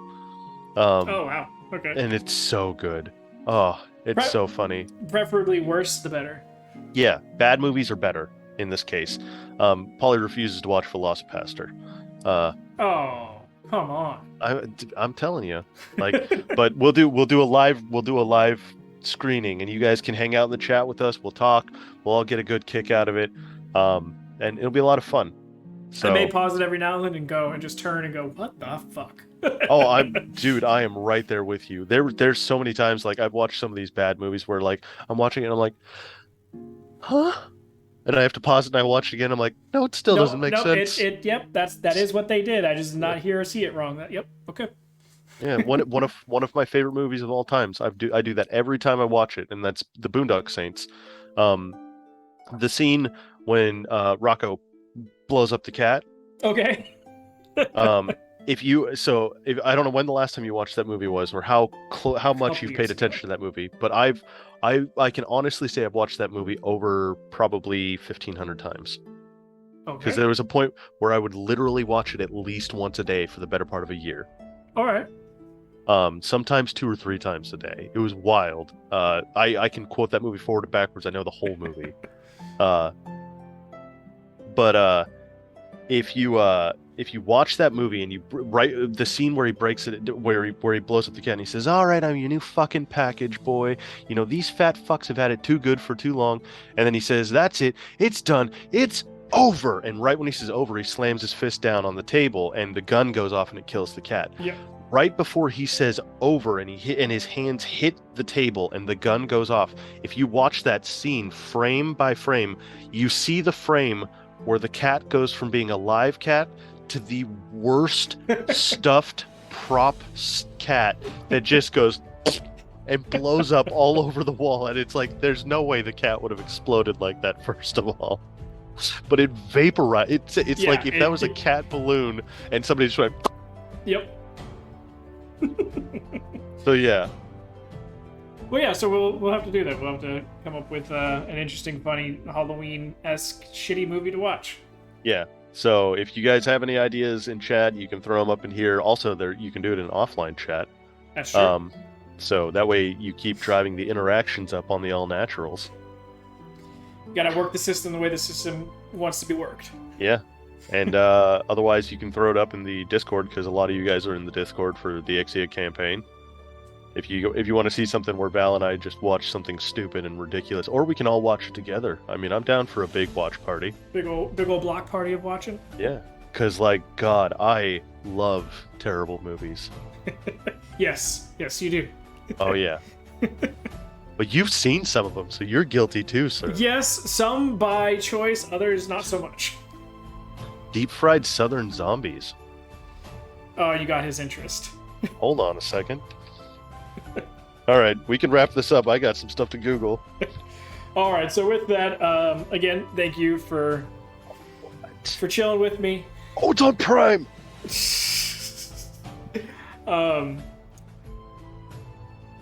And yeah, so tomorrow is our next session, 9 o'clock PST, and it's Group 1 back at it again. With and to give you context, Group 1 rolled the D20. Ooh. And they got one that lost experience and then made them re-roll again. And then they got the Fates one, the one where they can choose to undo something that's ever happened. And they are currently being stalked by what is called a Deathwalker, which is something that has one goal only, is to kill you. That's the thing that had them trapped in the cave. Yeah. Okay. See, I tune in sometimes. You guys think I don't. So yeah, so Bryn is the one that has the ability right now, and she has to decide what she wants to use it on. The Deathwalker stuff, anything further back, like Solbrun getting destroyed, Kember getting destroyed. She could even go all the way back to her origin story and change the fact that her military group doesn't go on the mission that gets them all killed. But the further and further she goes back, the more and more stuff's going to change now. So she's got to decide what she wants to use. But it's going to be an interesting session, and we'll see what we can do. Yeah. But if you haven't already, I linked, and I will link again, to Mr. Sassy Squatch's channel. That's me. Find them there for their session. It's on Sundays, right? Right. Sundays at 6. So if you're not busy for 6 hours of your life and you want D&D content, from 6 o'clock to 9 o'clock, usually we stream ours, and then these guys start up right around 9:30 most of the time. So you could just hang out with us until about 9 o'clock, and then I'll leave my chat running for a bit, and I'll talk to you in chat afterwards. I'll even bring Shinobi in, and then I'll kick you guys out, and I'll send you over to raid this place. Exactly. And then we can tear down Valak's house. That's how we do. I'm used to it every day. Anyway. Thanks again for being with me, for holding up Roll for Insight this weekend, and until next time, have a great night. Definitely. Bye, everyone.